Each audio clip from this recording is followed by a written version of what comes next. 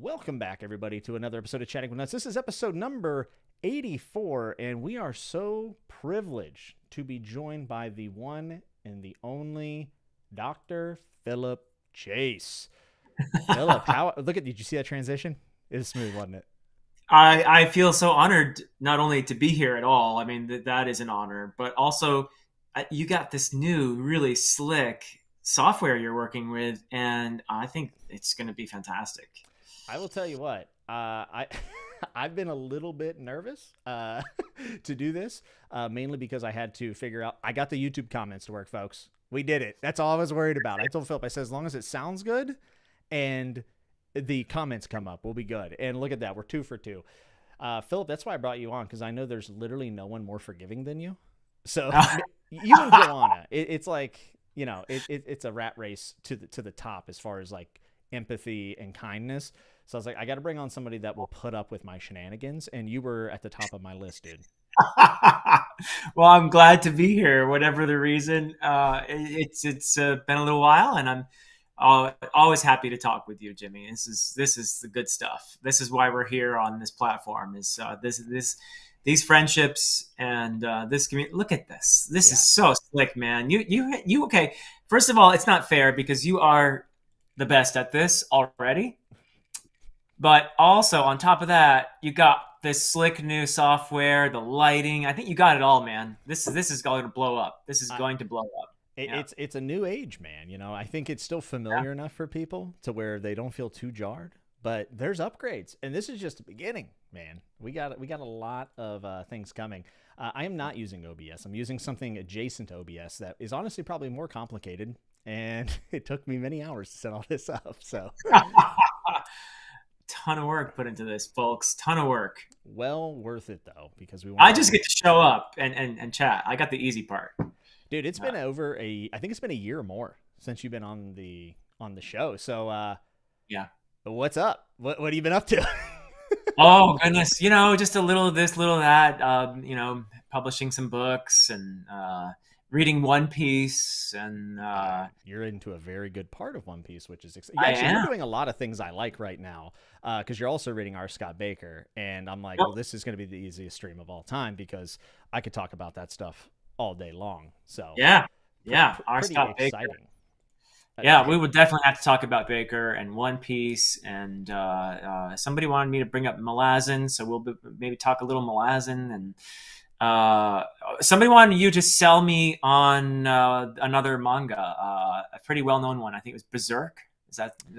Ooh, yeah. I would be very curious if you were able to make it through Berserk, because it is extremely, extremely dark, but it is also not as tactful at some points as like Bakker is. Like, because and it's also visual, right?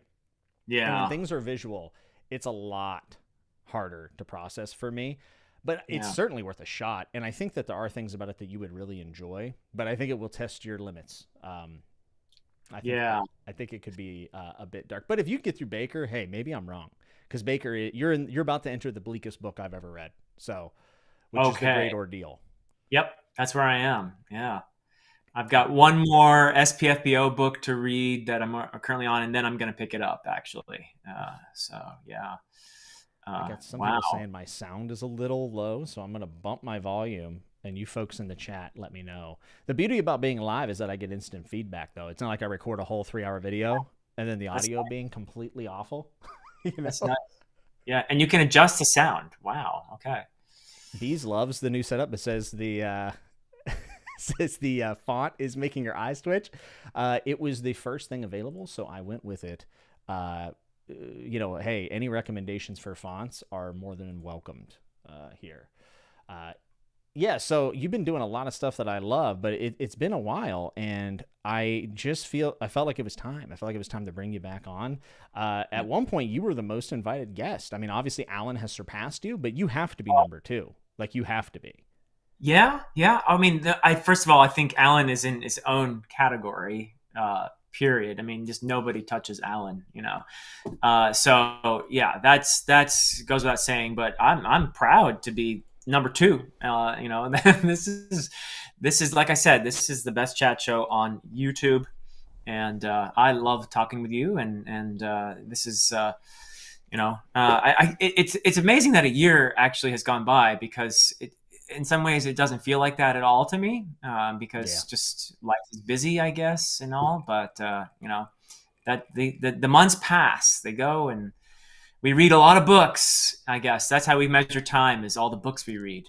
Yeah, and I was actually just going back and looking at my 2023 stuff, and I'm like, man, I feel like I just made those year-end videos, and we're in September, dude. Like, people are asking me, like, hey, do you got an idea what your nutties are going to look like this year, your top 10? And I'm like, I guess it's about time for me to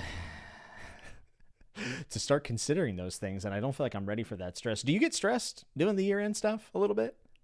To tell you quite honestly, not at all. I don't even do 10. I just do whatever I feel like has really moved me. And then I just say, okay, these are the ones that are my favorite reads of the year. I don't rank them. I just, I made a couple rules for myself. Like, one author cannot be mentioned more than once. And I don't do rereads. And I think that's all, because I don't have a set number I do. And I just sort of figured out for probably, I think about it for a few days before I know I'm going to make the video. And then I just make sure I'm not forgetting something. And then I just sit down with the books and I do it. And that's it. So you kind of you're copping out a little bit by not numbering them, right? It's a little bit of a cop out. Let's be honest. Like, come on. But Jimmy, you know me, right? I mean, I don't like numbers. I'm an English professor. Numbers are not my thing. So, Well, I know you are a doctor, and I was going to ask you how surgery's been lately, but I didn't want to have a complete stinker of a joke out the gate. But it's been a minute since I've talked to you. I don't know if you've seen this, but I've actually went back to school, believe it or not. That is cool. What are you studying? So I actually was able to join a program. And it's based around fantasy literature, and I've been working on it for the last 9 months, and I have graduated, believe it or not. Oh, congratulations. This is fantastic. I have my diploma. I knew you were the person to share it with, and right here it is. It's from DeVry University. Nice. Certificate proudly awarded to Jimmy Nuts, has completed his pretty huge dude, his PhD in fantasy literature. And I'm so thankful to the Dean, Bobby B., rightful king, and Aria Hota, who is the vice principal of it. Shout out to DeVry. They are sponsoring this stream. So I just want to say thank you, DeVry, and to all of the instructors and King's Landing for helping me out. And you even had Aria Hota there. That is so awesome. Aria Hota is devilishly underrated. Totally. Philip, does it offend you that I am making light of a PhD? No. Are you kidding? I'm glad. I had a fun time doing my PhD, but there are a lot of ways to, I think, get educated. And some of the people I know and respect in my life don't have formal degrees, but they are people who have educated themselves just because they have that motivation. And it is no less, I think, an education when you pursue it on your own and your own at your own pace in your own way. We all read, and you can be just as informed by pursuing your own course of study as you can if you're in a formal enrolled in a program and all that. So I know some really brilliant people. One of the smartest persons I know, a good friend of mine from high school, never went to college, but he educated himself. He makes a living as a blacksmith, and he just really in this century. Yes, he is a blacksmith. And I cannot afford his stuff because it's labor intensive, obviously, and it's not cheap to make beautiful, handcrafted actual objects that are artistic as well as functional. So I just admire him so much for that. But he's somebody I know he never went to college, but he's very well read, very intelligent, super guy. And I know lots of people, who are like that, who just are motivated on their own and there's no wrong time for that either, So yeah. I had fun in my program, and I had a course of study that just sort of kept me. I jump over this hoop, or over this hurdle, go through this hoop, do this and that. And at the end of it, I'd read a lot of stuff and reflected on it and written some stuff too. So yeah. How neat. So this blacksmith fellow, does he frequent Renaissance festivals? Because I feel like that has to be part of the business model. He has done workshops and like he's taught as well. That's another thing he's really good at is teaching. So he's done things at, I don't know if it's a like if you've ever done like a proper Renaissance fair, he might have, for all I know. But he's a good friend of mine in Vermont. If you're curious, he has a website. I think it's Lucian Avery Blacksmith.com, I guess. Lucian Avery Blacksmith. If you look that up, Lucian Avery is the last name, Avery. There's a lot of pressure on you because you said you weren't good with numbers, and then when you went to letters, and you stumbled out the gate, but you recovered very well, honestly. I mean, there's only 130 people watching me. Have you ever been in a spelling bee before and in front of an audience? You know what? I did very poor in the spelling bee, but you know what I did great in was the multiplication tables where they'd give you a quick one and you had to answer before the other person. It was like a ladder. Dude, reigning, defending champion of that. That was my favorite thing. Wow. Terrible at spelling, though. Still can't spell convenience at all. I bet you could eventually.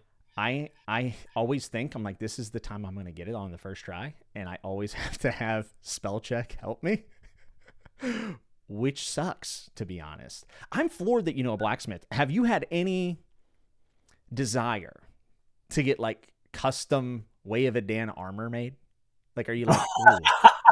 Yeah, I could not afford it, but I do have a few pieces from him. He made me a belt buckle once for my birthday.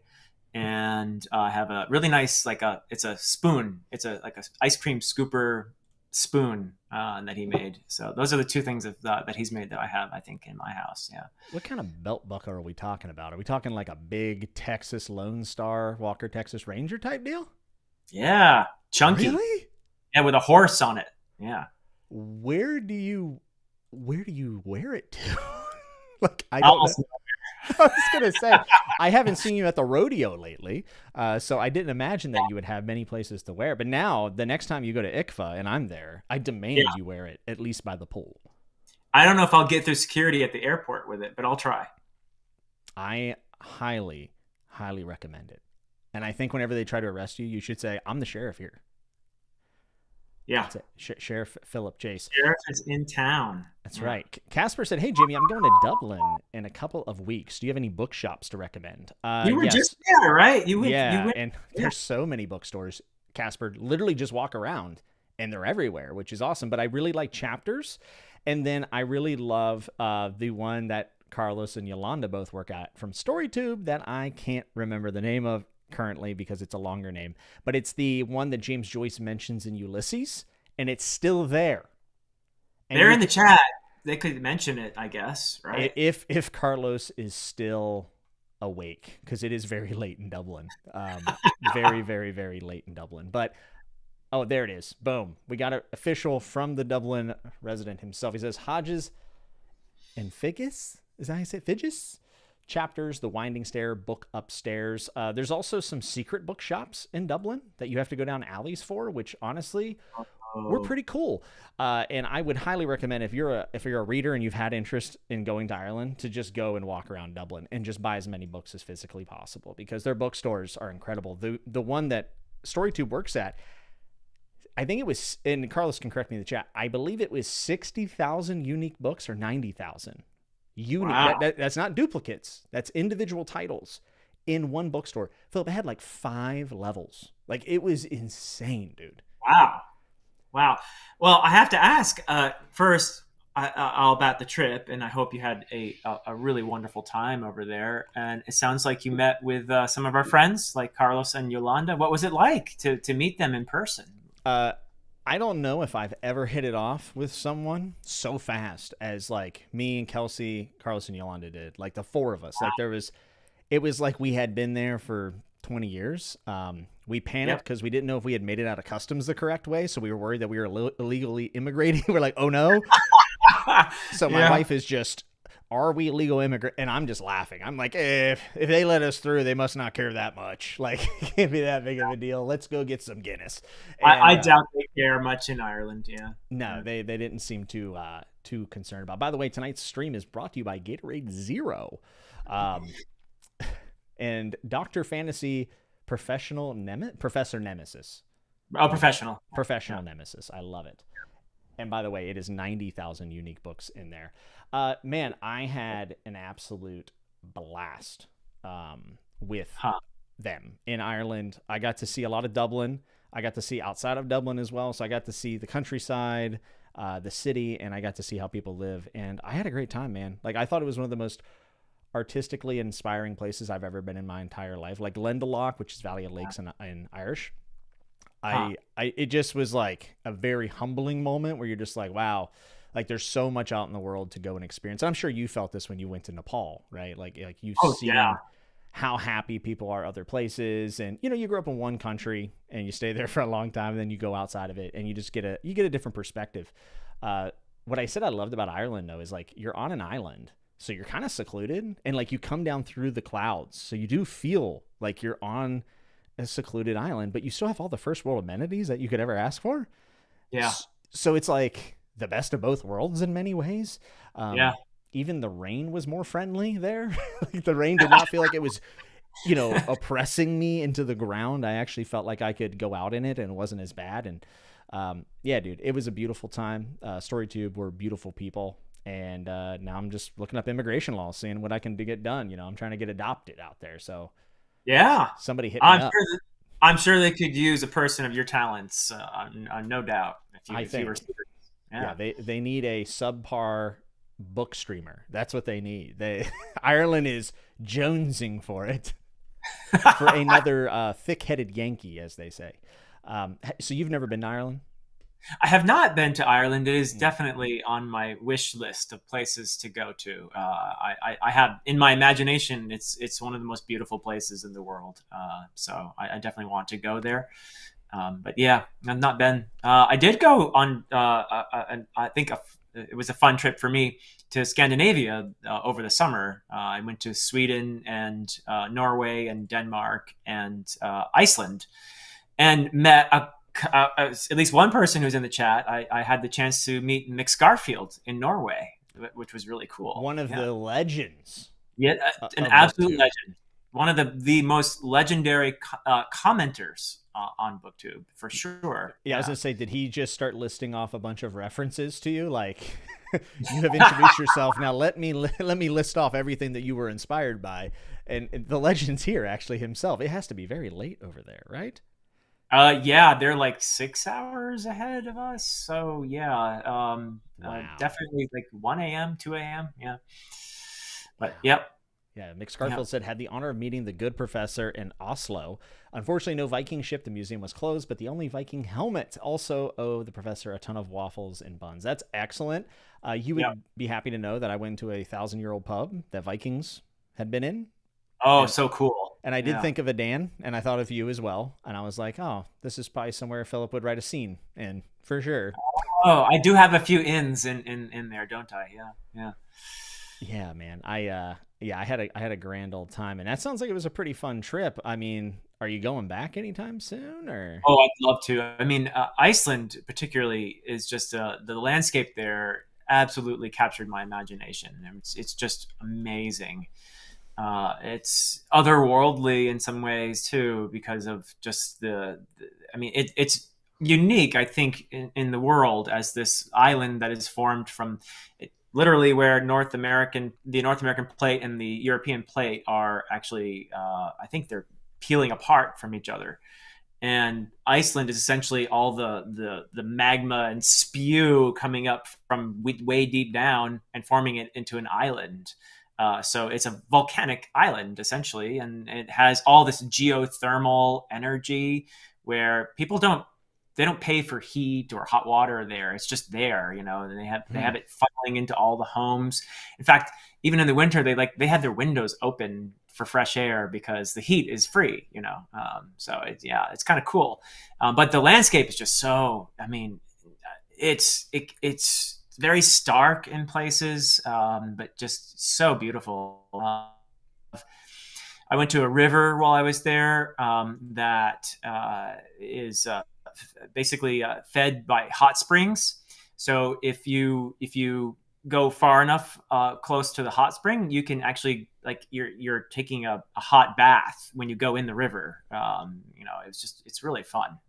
It's great hiking. If you love hiking, Iceland is fantastic. It is a bit chilly. It was in the 50s, 60 degrees maybe, and this was a summer, and very windy. So if you just be prepared for a lot of wind, a lot of rain, which similar to Ireland, I guess. But wonderful hiking. Yeah, the hiking for me was on my Game of Thrones tour. It turned into a full-blown hike at some point, and like there were definitely people who jumped in and were like had jumped into the tour and did not know what was coming, and they were like this is very difficult. I was gassed. Like, it was a lot of walking.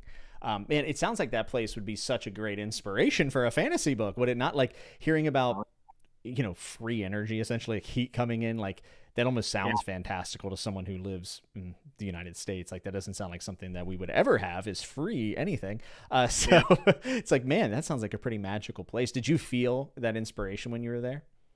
Oh, definitely. That the Iceland fed my fantasy imagination in so many ways. Yeah. There of course there were people going back thousands of years here in North America, and there's history here. But when you go to a place as like Ireland, like you said, you went to a 1,000-year-old pub. That's just amazing in Ireland to experience that. And at the same time, I think you were mentioning you went on a song or Game of Thrones tour. I assume that's like where they filmed stuff. They did a lot of the filming. A lot of stuff through seasons 1 and 2. A couple callbacks, but like a lot of it was season 1 and 2. Yeah. Okay, so cool. Which locations specifically were filmed in Ireland? Okay, so I'm asking because I know you know all this. Oh yeah, of course. So the prologue, the opening shot, whenever they're in the haunted forest, and then they're like, maybe we should head back. That whole scene, which other stuff has been filmed there. They just finished, when we were there, it had been a couple weeks since they had wrapped filming Dunk and Egg in that same forest, which was kind of neat. Oh, well, cool. Wow. Yeah. So we got to see that. And then right down into that same forest, we actually saw where they find the direwolf pups. So the kind of the foreshadowing of the stag and everything. And then we ended up seeing Waterfrey's Keep. We ended up seeing the twins, which, spoiler alert, there's no bridge there. And on the coast, there's a huge town, like a modern town that they CGI'd out of the shot, and you would never know. And then they took the keep and just duplicated it. Okay. Insane, right? Like, that's pretty crazy. What were the other scenes that we went and saw? There was a many. Oh, we saw the first set that they had for Winterfell, like when Robert comes in, old Bobby B comes down the road. Actually got to go to that Winterfell place, which is kind of like an open courtyard with just like one tower, and they CGI'd in the rest of it. And then for the further stuff, they actually shot in a different location completely.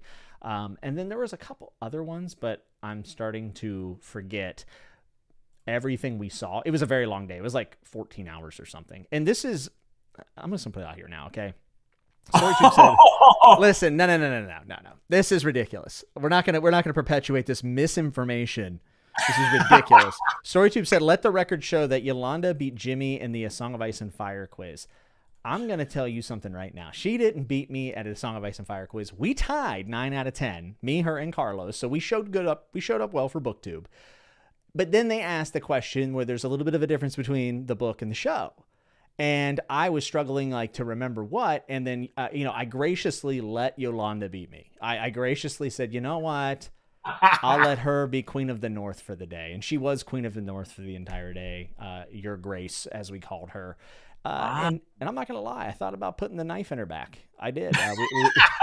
We had a scene. I actually showed it in the vlog that I just posted, where we all kind of line up and declare, our loyalty to the Queen of the North, and we all run away. And I'm next to her with Ice, and I thought, Philip, you had Ice. That would be more than a dagger in the back. And I said I could just, and I'm there because Carlos. I mean, I could stand on top of Carlos. There's no way he could stop me. So you could have even done like a Ned on her, from behind. That's what I'm thinking.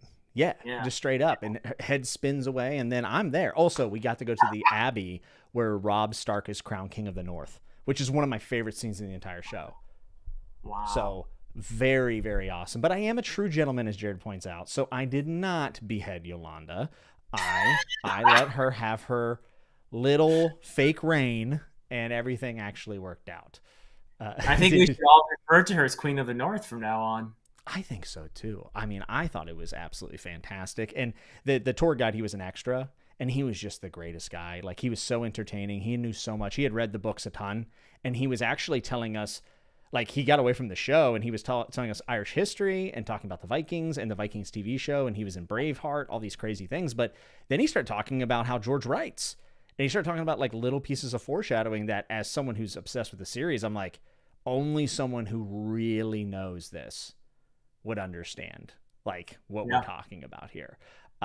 Very, very, very talented tour guide. I was very impressed with him. Not just his experience, but his literary references were great. I think he was quoting poetry at one point, and he sung. Like, he was just an absolute. Does he have a BookTube channel? We'd all subscribe if he did. He does not. And I talked to him for a good bit about Black Sabbath, because we were talking about Ozzy Osbourne and Ronnie James Dio, and he was really cool, very receptive to it. He's in bands, so he's been in music all his life. But I wanted to get a hold of him to bring him on to interview him, because he's such a fascinating guy. But unfortunately, he has not accepted my friend request on Facebook. I probably look like a bit of a creeper finding him and adding him. So. Aww. The things I do for love. The love of the show, that is. Just shoving my humility out the window and my pride. And getting ghosted by a tour guide, but it was absolutely worth it. Tyler says, will there be a Mr. and Mrs. Nuts Game of Thrones live stream after book 1 has been read? Yes. And my best friend Andrew is also reading Game of Thrones for the first time. So it's probably going to be a stream, possibly in person. Definitely make something of that for sure. Yeah, it's going to be fun, because we're going to have Kelsey come in. We're going to do a discussion stream. I'm going to say, okay, get out. And she's going to leave. And then I'm going to talk to y'all in the live stream and be like, she got all this stuff wrong. And I'm just going to, she's going to give thoughts and predictions and stuff. And it's going to be a lot of fun. So I think. She hasn't watched the show then. She has watched the show. She knows about a couple major events, but she has never seen anything past season 4. So basically, Feast for Crows, A Dance of Dragons, and obviously they're very different from the show, but they're also going to be brand new to her. So wait, she still thinks the show is good then, if she hasn't watched past season 4? Yes. Ironically, she actually watched the final season with me when it was airing, because she like didn't care. And she kind of got into it then, and then just waited a while to get back in watching the show. So she's actually seen the final season, which is kind of funny. Okay. But she didn't know what was going on, right? So she's just like, what's happening right now? I don't think any of us actually did, especially the last couple episodes. I was like, what is this? I thought, legitimately thought the last episode was a practical joke. But it was a good one. Who has a better story than Philip the Broken? All right. Yes. Jared said, ghosting a niche internet fantasy micro-celebrity, the audacity. Listen here, Mr. Philosopher. You look like Roseanne Barr on a bender. I don't want to hear another peep from you, Jared. Was that too harsh? I love you, Jared, deeply and with all my heart. You could only have said that if you loved him. See, the thing about Jared is that he's actually really mean. He's very mean to me. He sends me his YouTube stats, and he's like, look how good I'm doing. And he's like, how about your vlog, bro? And I'm like, okay. Fine. David has something here for you, Philip. It said, what is your personal philosophy on showing versus telling in your writing? Maybe I'd know if I would get around to reading your books. Well, you should do that, David. That's the first step. Available on Amazon right now, all 3 books. Broken Binding editions coming soon. Philip, please, I know how you're going to answer this because you're smart, but go ahead. Because I have feelings about this. Okay. I think that this is generally solid advice, but that it is actually probably repeated too often, and that sometimes it actually is okay to tell. The exposition exists in writing for a reason, and that, or info dumps if you're doing it badly, I suppose. Mm-hmm. But it's not that. I think it'd be wrong even to call it a rule. I think it may be advice. If you're going to call it advice, then it's solid.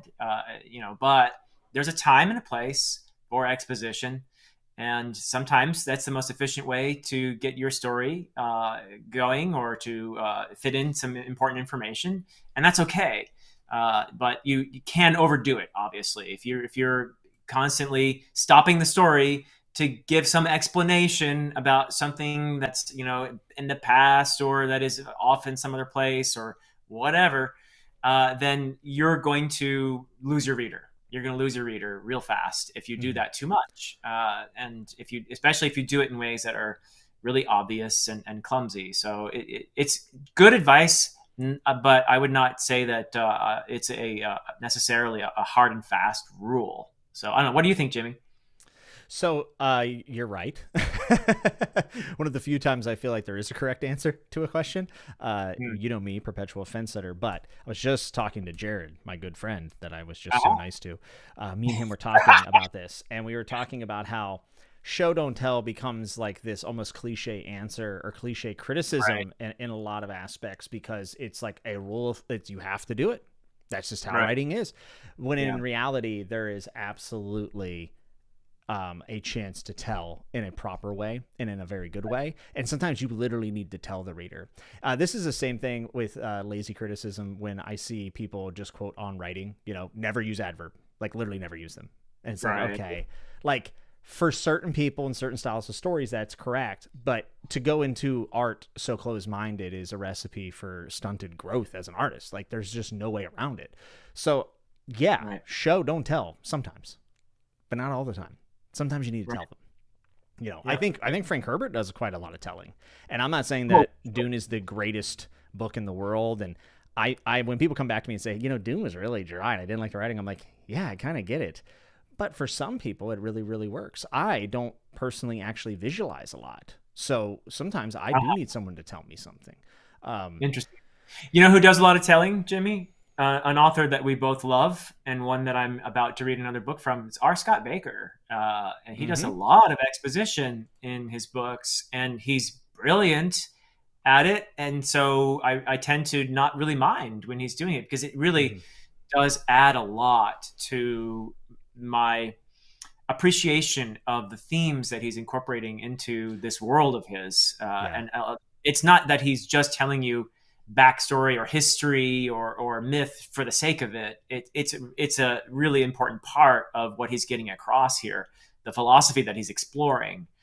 So I think that he's a great example of an author. If you want to see a brilliant author who does a lot of telling, R. Scott Bakker, to me. Do you agree with that? I 100% would, and I would say that he even does it to another level where it actually makes sense of who is narrating what chapter. Like he makes it all work. And then when he goes into that bird's eye view that's more omniscient, like he actually tells you in different ways there too. So he's relying on who he chose as the narrator, the perspective to how he could tell you. This is something that George R. R. Martin actually slides out of sometimes. He's a little loose with the third person every now and then. He'll start going on this big explanation of the veil and its beauty, and I love it. Yeah. But you're thinking in your head like, Catelyn Stark is not thinking about this right now. Like there's no way. Sanderson does this quite a bit. He kind of jumps out of the POV and has characters referring to themselves as their own name, which is very strange at points. Like there's a prologue where it's like Navani something, Navani this, Navani that, but you're in Navani's head and she's thinking about everyone else, and then you refer to her as her. So like I think like even in showing, like you have to be kind of tied to your perspective to make it work. And I think Jared has a great point, and this is someone I was going to bring up. He says, I was reading Michael Moorcock's Elric books, and he tells quite a bit, but it was very effective. I think some writers try to show so much that it feels heavy-handed. Sometimes you just got to pull the Band-Aid off and get it done. Stephen King does this all the time in his short fiction, especially lately. When I read You Like It Darker, he will literally just be like, Ron was 10 years veteran of a mechanic shop. He liked peanut butter sandwiches, he didn't like screws, and he loved Monday Night Football. And you're just like, okay, sick. Thank you for telling me that. I now know him. And then it's off to the races, And I think you see that maybe I'm wrong, but you see that a lot of times in shorter fiction, because they only have a certain amount of space to work with. And like, let's get into the meat of these other things. I mean, Tolstoy absolutely tells people things in his short stories, and I happen to think that he's pretty great. So I think you and I are on the same page with this. Yeah. And you were talking about Martin's sometimes straying from, so he's writing in third person, right? But he does a lot of internal focalization, where the writer I think of the most in fantasy when we talk about internal focalization is Abercrombie, actually, where Yeah. the narrative voice mimics the character, and it's almost like the narrator's adding to your feel for the character, where the character's voice bleeds into the narrator's voice, Hmm. and if a writer is consistently doing that and they break away from it for a moment, it probably could feel jarring, right? Where if the narrative voice is sounding a lot like the character, and suddenly maybe the character is like in the case of Abercrombie, like a Northman or something, right? You know that voice, right? Yeah. Oh, definitely. And so he tends to be a little more informal when he's doing a Northman POV, or kind of like a little of the yokel, or something like that. So Yeah. if the narrator suddenly started being really eloquent, it would be jarring, wouldn't it? Something like that, I guess. Yeah. Yeah, definitely. I'm currently reading Parable of the Sower, which I know that you've read. Oh yeah, recently, fairly recently. Yeah, actually, I was laughing that you had read it because it was on my required reads for the year, like the ones I pledged to, and Cool. I am 10 chapters in. I'm reading it with my friend Rebecca, and Oh, nice. my God, how good of a writer Mm. is Octavia Butler, at least in my opinion. The way she writes so conversationally, as like these little, I guess journal entries is how you would describe them. In this case, yeah. Talk about like acquiring like a natural rhythm and cadence to someone. Like you really feel lost, at least I do, in the first person perspective because of the way that she writes those entries. Feels so realistic for the situation and the person that's writing it. I think it's fantastic, and it's not overly flowery. Even her sentences aren't like overly complex. Like she doesn't have a lot of conjunctions, a lot of simple statements, one comma, maybe an and every now and then. So she's not like throwing out a ton of variance in her sentences. But man, does it feel like it reads so well. Yeah. If I wasn't reading it in a certain pace every day, I could finish that book in a day, I think. I bet you could. Yeah, and that is a special book. A lot of it is due to the voice that comes through so beautifully of the first person narrator and protagonist of the book.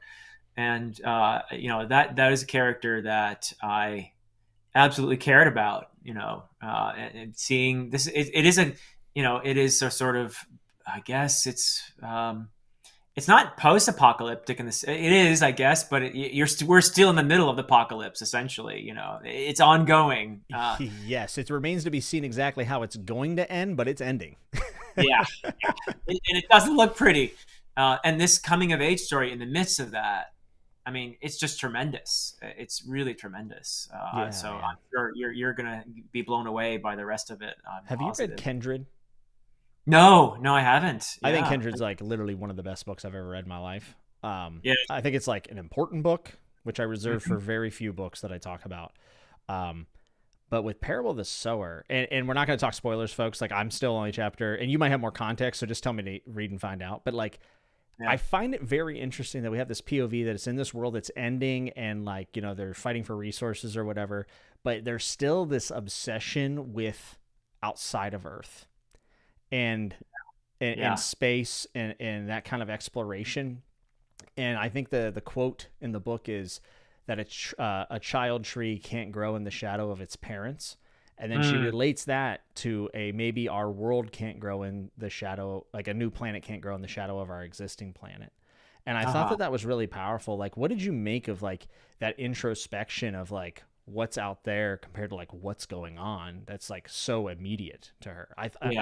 I'm wrestling with that currently as I'm reading it. Maybe there's more context I'm missing, but I mean, it's kind of a read and find out, but not really. I think one thing to keep in mind is that this is the first in. It comes to a very satisfying conclusion, but it is the first in what was intended to be, I think, a series. Yeah. There is a sequel. I've heard it's even better, actually. Wow. Okay. Yeah. Yeah, I've heard it from multiple people that it's a little bleaker, actually. But which is crazy because it's already bleak. But, I've heard from many people that maybe enjoying it more is not the right word, but that it actually levels everything up a bit. Yeah. I mean, in many moments in that in that story. Which, by the way, everyone, it's set in 2024, which is crazy. Yeah. Another reason to read it this year. And it's like 1984. Yeah, okay, the dates, not going to exactly work the way as Right. portrayed, but it's still very, very prescient. It's very almost prophetic in ways, and there's still aspects of what she's portraying that we seem to be maybe not as fast as she thought, but we are heading toward, the scenario is very much within the realm of possible futures for us. I think still, would you agree with that? Absolutely. I think that I don't get caught up in like, is this realistic for the time? I don't care about any of that. What I'm getting to is the core of what Octavia Butler's writing about. And literally every time that I've read her now is humanity and the way we treat each other. And how that affects the world around us. How do we react to the systems that are in place, and how much do they matter? I think some of these systems that we live in only matter as long as we're comfortable. And as soon as that comfort gets removed, I think a lot of this stuff starts falling apart. And I think maybe we have some proof of that within the last decade. And reading with Rebecca Nicole, this is who I'm reading with. She said, I read Octavia Butler's essay, A Few Rules for Predicting the Future, earlier this year. It really explains a lot of her thinking when writing her post-apocalyptic work. So I'm definitely going to have to check that out. There's a reading, not a reading guide, but like one of those like chat group things at the end of the book, like get together and discuss the book. Here are some questions. And I'm going to be honest, I might do it. I might actually... I think it would be fun. I've never done it before. Like I've read over them, but I've never really sat down and answered them. So maybe when I do it, maybe I'll have you and Rebecca on and we can like go through the guide. That'd be kind of cool. That'd be fun, actually. Yeah. I think those are things they put in there for like book clubs and stuff like that, right? I mean, that sounds like fun. Yeah. Yeah. I mean, this is a book club, right? Kind of, right? That's what we do. It's like, that's all I'm doing, Philip.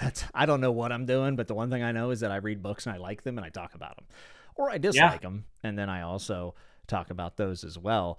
Octavia Butler's written a lot of nonfiction about the genre and about her experience being a writer, and I actually bought the bind-up from Library of America, the same one that I have from Ursula K. Le Guin. It's like the same form, and the Frederick Douglass one that I have. Do you have it?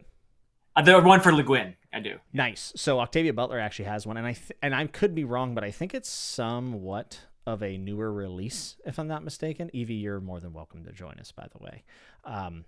So I'm actually going to read this and probably Parable of Talents, and then dive into her essays, and then hopefully have some more to say about it, because we're always so fortunate when authors are willing to share their process or thinking about their works. I think that's one of for all the negativity that goes around about being so connected while we read and TikTok and whatever. One of the things that is kind of a gem is just how connected we are to the authors that we love. I mean, it could also be a bad thing. Don't get me wrong. I know there's argument about authors in spaces, or whatever, but people just being upfront with why they wrote the books the way they did, or their motivations behind it, or how they see it now that they're removed from it. And it's cool to know that people like Le Guin and Octavia Butler took so much pride in their work that they felt like they had to talk about the genre in which that they found themselves in. And Tolkien would be another example. There's Michael Moorcock as well, a little bit feistier, but I still respect the fact that he took the genre serious enough to write about it. Outside of it from like a 10,000 foot view, which is really cool. Do you feel like one day maybe you could see yourself writing essays about the genre in which you write in? I haven't thought about it, but I do talk about it all the time. So I feel like I would have something to say. I think. Would I have something new enough to say after reading giants like the ones you've mentioned? I'm not sure. And Stephen Donaldson is another one who's written. Yeah, I was waiting for you to mention it. Yeah, I actually left it up to you. I was like, I'll let Philip do the shtick. I'll add Stephen Donaldson's, essays on epic fantasy to that mix. I think someday I'd love to give it a shot. I'm not sure exactly what I'd say, except that I love this genre. I think it has so much to say about life, and it is so helpful to people in so many ways, and that it is special as well. I know I might be a little biased here, but I do think fantasy and speculative fiction in general has an advantage in the sense that our imaginations are free to roam, and it even encourages the freeing of the imagination in ways that maybe some other genres can't quite do as much. And I think that is a strength, something to be celebrated. Obviously, people connect with these stories. The fantastic has been part of storytelling since we've had stories. Go back to the oldest story we have recorded, it's Gilgamesh. There's some fantastical stuff in that story. Pretty fantastic guy, that Gilgamesh. Yeah, he was a fantastic dude as well. But yes, all the oldest stories up to even today, I think we must need this somehow. We must need to have this freeing of our imaginations in order to play out our experiences in ways that we can't in a more realistic setting. You know what I mean?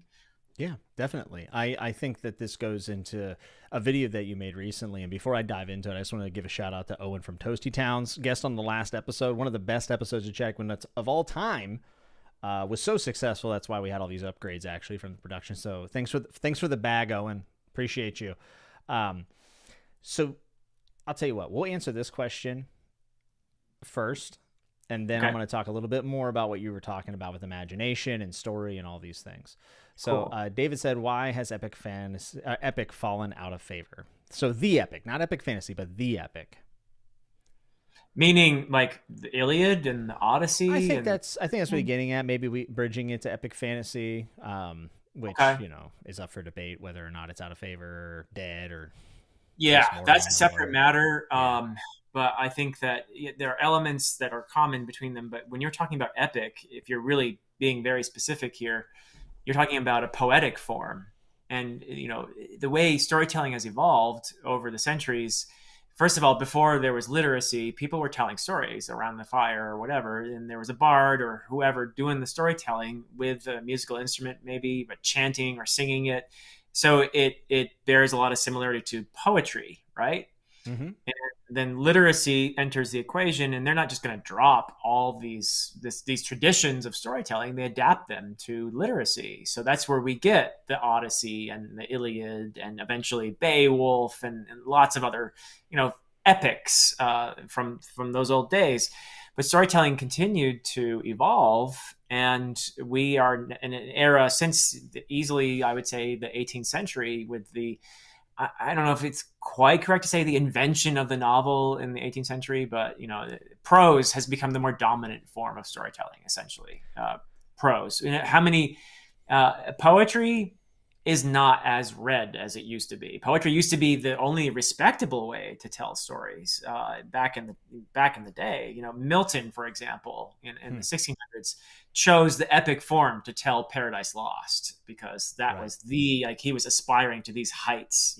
They had enshrined, and maybe that was in a way one way to guarantee its eventual demise. It was so enshrined that it became too remote, and we need storytelling to connect with us. I guess I'm just thinking of this right now off the top of my head, but for whatever reason, prose has become the more dominant form of storytelling. So epic, the epic in the strict form, at least if we're talking about epic like the Iliad and the Odyssey, they're poetic. They're poems that grew out of oral formulaic tradition, and storytelling has evolved. So now there are elements of these great epics that survive in modern storytelling, of course, but they're not the means by which. The whole mindset is different in many respects. The way the storytelling proceeds is different.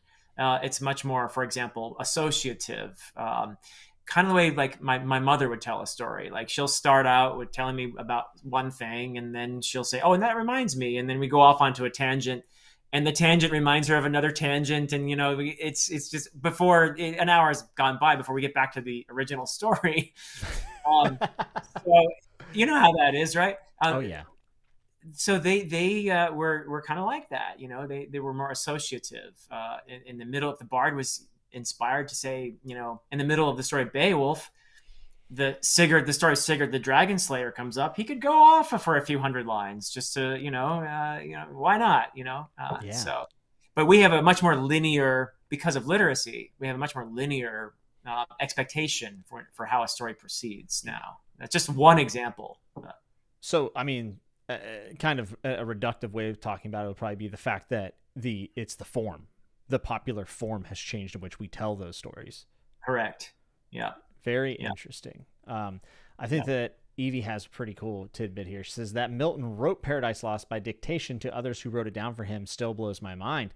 It blows my mind that there's fantasy authors who dictate their books while they walk in the woods. I can't remember which one it is. Is it Peter S. Brett, maybe?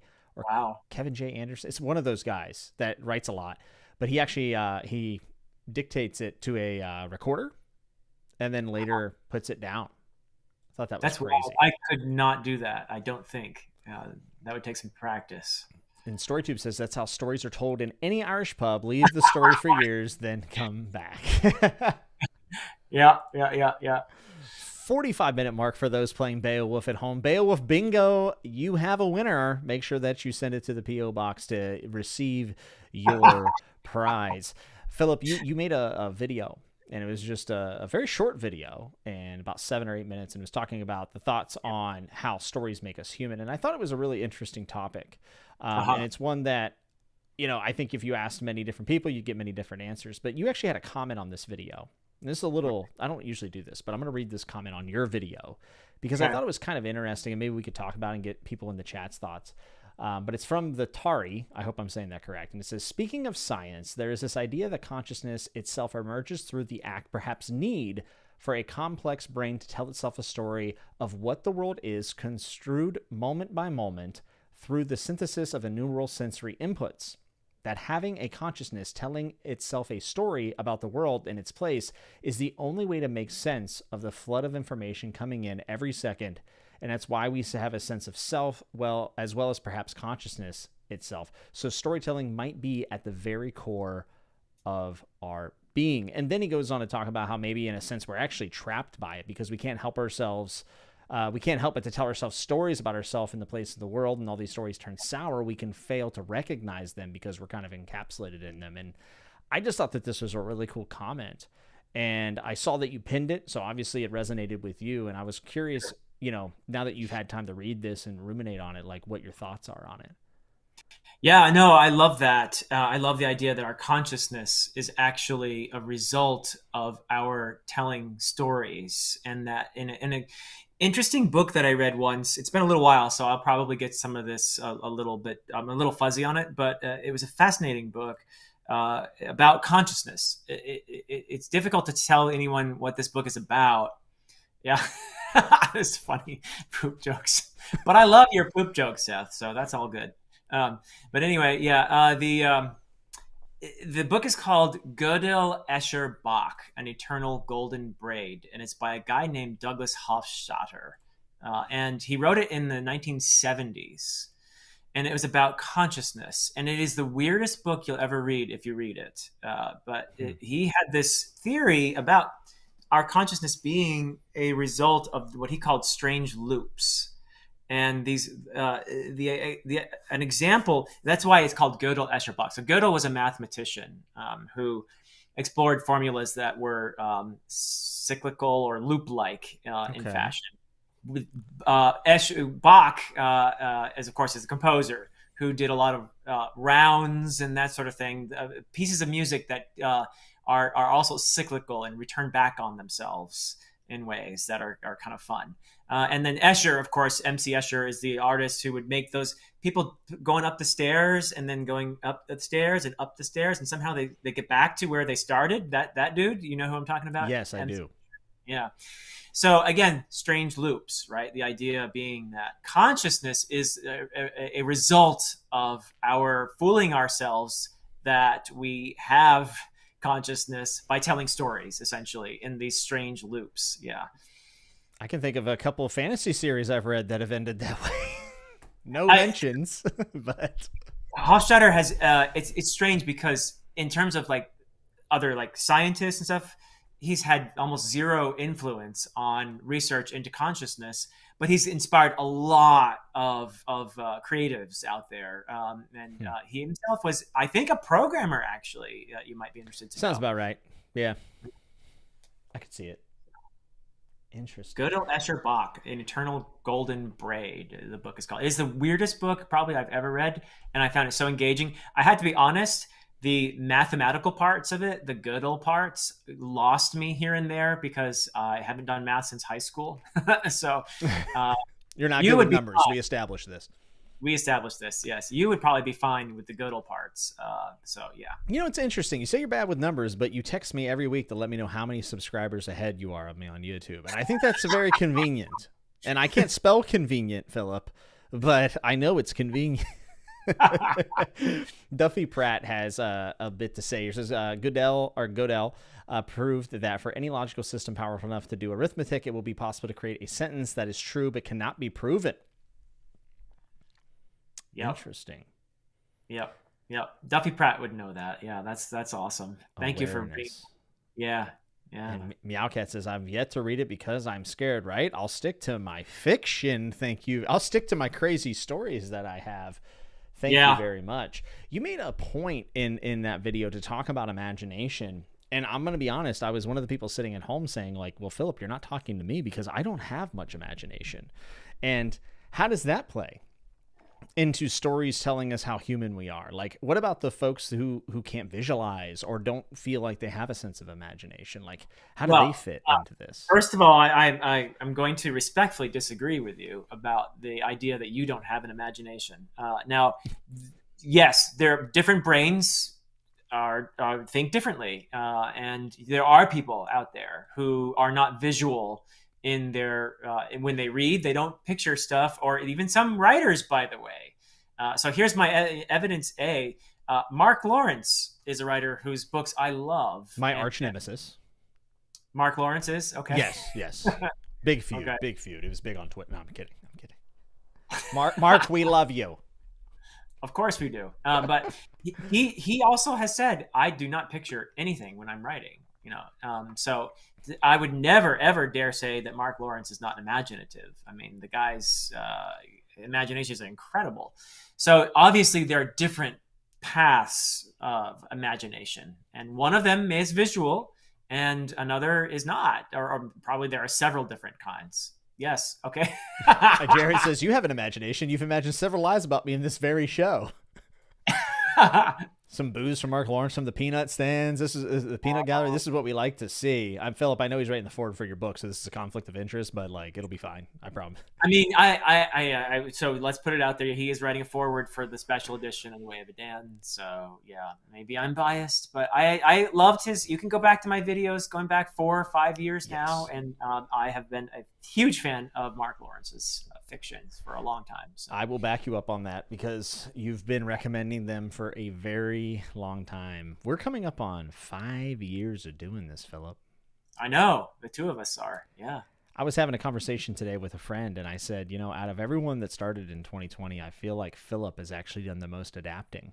I think that you've done so much to stay like relevant and to stay interesting. Because like I constantly have this feeling that like my days are numbered and that people are tired of hearing me. But I feel like you have always been able to not only retain audience, but I feel like you've also done a great job of cultivating a new audience. And obviously with like One Piece and things like that, like you're inviting new people to come in and hear you talk about books. But have you seen a big crossover from all these different, like people who are fans of your books, people like your reviews, people like manga? Like, do you see them crossing over? And like maybe people that come in for One Piece trying your books or trying fantasy novels, or you had fantasy readers maybe try to do One Piece, or maybe even go self-pub, right? Because like you're a big endorser of self-pub. Yeah. No, I feel like I do have different audiences. My people who watch my videos are definitely not monolithic, but that there is a lot of crossover. So I have had people who are, in their past, historically, more manga readers, but have said, hey, I just checked out some of your fantasy videos and I'm going to give fantasy a shot, or plenty of, you'd be surprised how many people are both Malazan fans and manga fans, like One Piece fans and Malazan fans. I know Erickson will hate to hear it, but Malazan's very anime. There's a lot of scenes in Malazan that would be in an anime. And I mean that as a compliment, actually, because it's just so over the top epic. Yeah. Yeah, you know what I'm saying now that you've been in the medium. Yeah, you get it. Yeah. I do. I totally get you. Yeah, and I actually agree with you. So yeah, there's crossover for sure. Sometimes I do feel like, to tell you the truth, all I do, Jimmy, is oh, good night, Miss Garfield. All I do is I read stories that I think I'm going to enjoy, and I try to talk about them and analyze them. And sometimes there's a bigger audience for that story out there. In the case of One Piece is obvious, right? I mean, it's a tremendously popular series. Big. I happen to be enjoying myself thoroughly with the read. But that's no different from, a book that I'm reading like for SPFBO, which is not going to have a built-in humongous audience, Yes. So.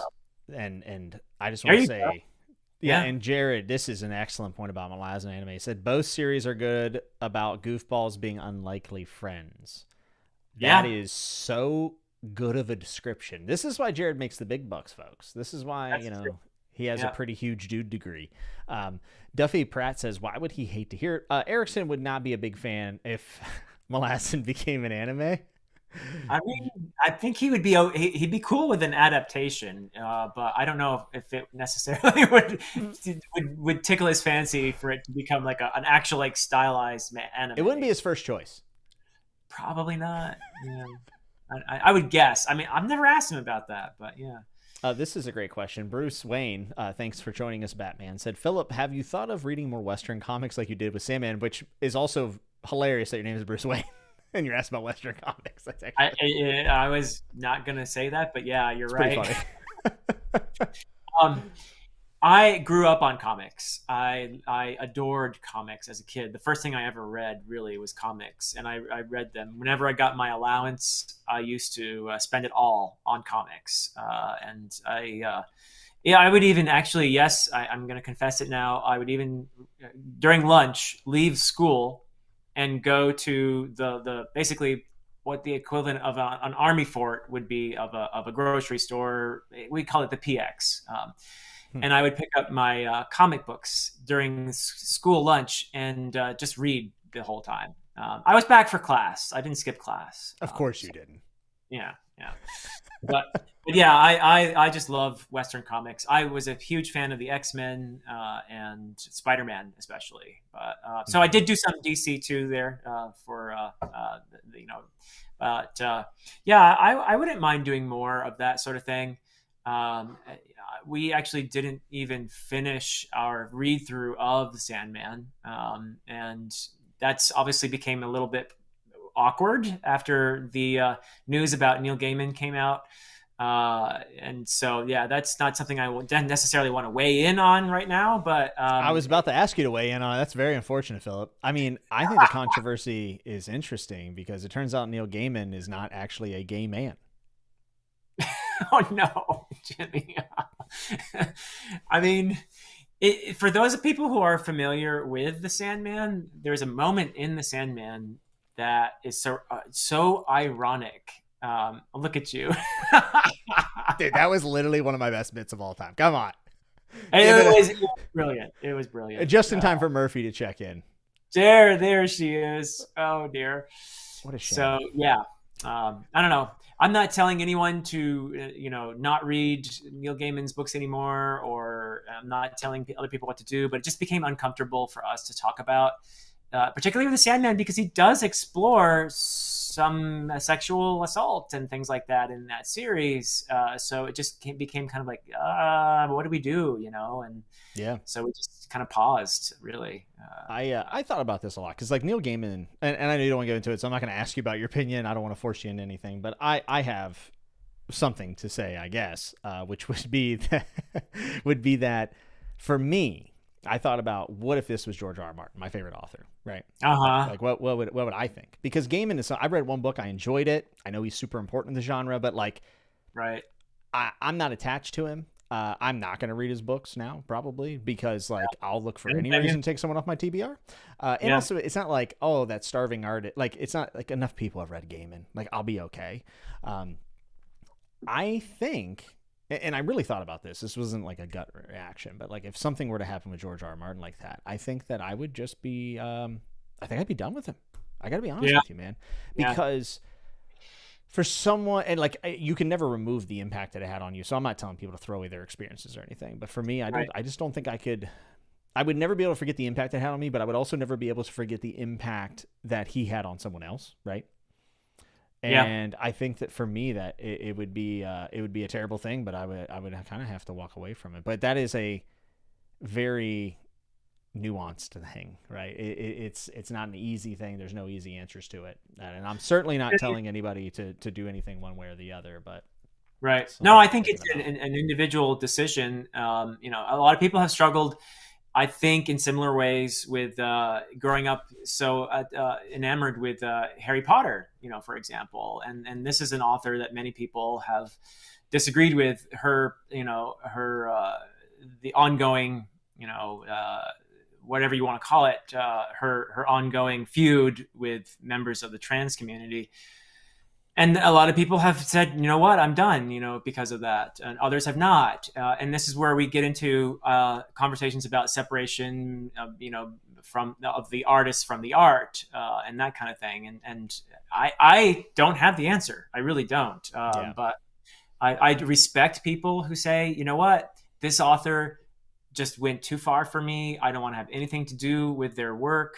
And then I can also see the other side of it. I'm not meaning to fence sit here, but I just don't feel like I have a good answer to this because there are important works from the past that I'm pretty sure if I thought about it real hard, it would be hard for me to engage with those, even though I know they're brilliant and important and all of that. But if I consider what every single artist, writer has done in their lives, I'm sure plenty of them have done some awful things. So it's a tough one. It's a really tough one. It's a case by case basis. Yep. Right. Yeah. I Like don't think there's one pat answer. You can say, if an author crosses this line, then dump them. Yeah. Yeah, for sure. And I kind of just look inward on these things, Uh-huh. I know that there's a lot of people making a lot of different comments, but I feel like I have to trust myself to be able to kind of like make my own decision about it. Yeah. And at the end of the day, I think I'll always put a real tangible person that has affected over a piece of art. Personally, I think that's how I've always kind of operated, and this is also outside of this medium and stuff. I've always tried to put the human being first because they're real and tangible and in the flesh, So no judgment from me though. Either way, that was just I had some people ask me what I thought about it, so I felt like I should kind of comment on it. Sorry to shoehorn you in there, Philip. But someone brought up Sandman. I was like, God, this is a excellent transition.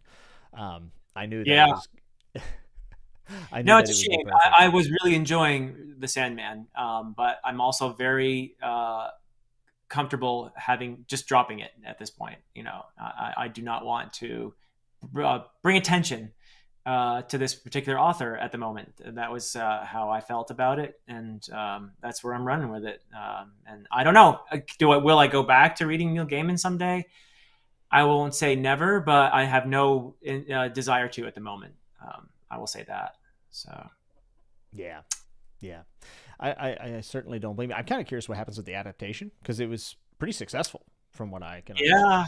I think I haven't kept close tabs on it, but I thought he offered to leave or something like that. You're talking about Good Omens, right? Yeah. Yeah. Well, Good Omens, but also Sandman. I mean, the Netflix adaptation.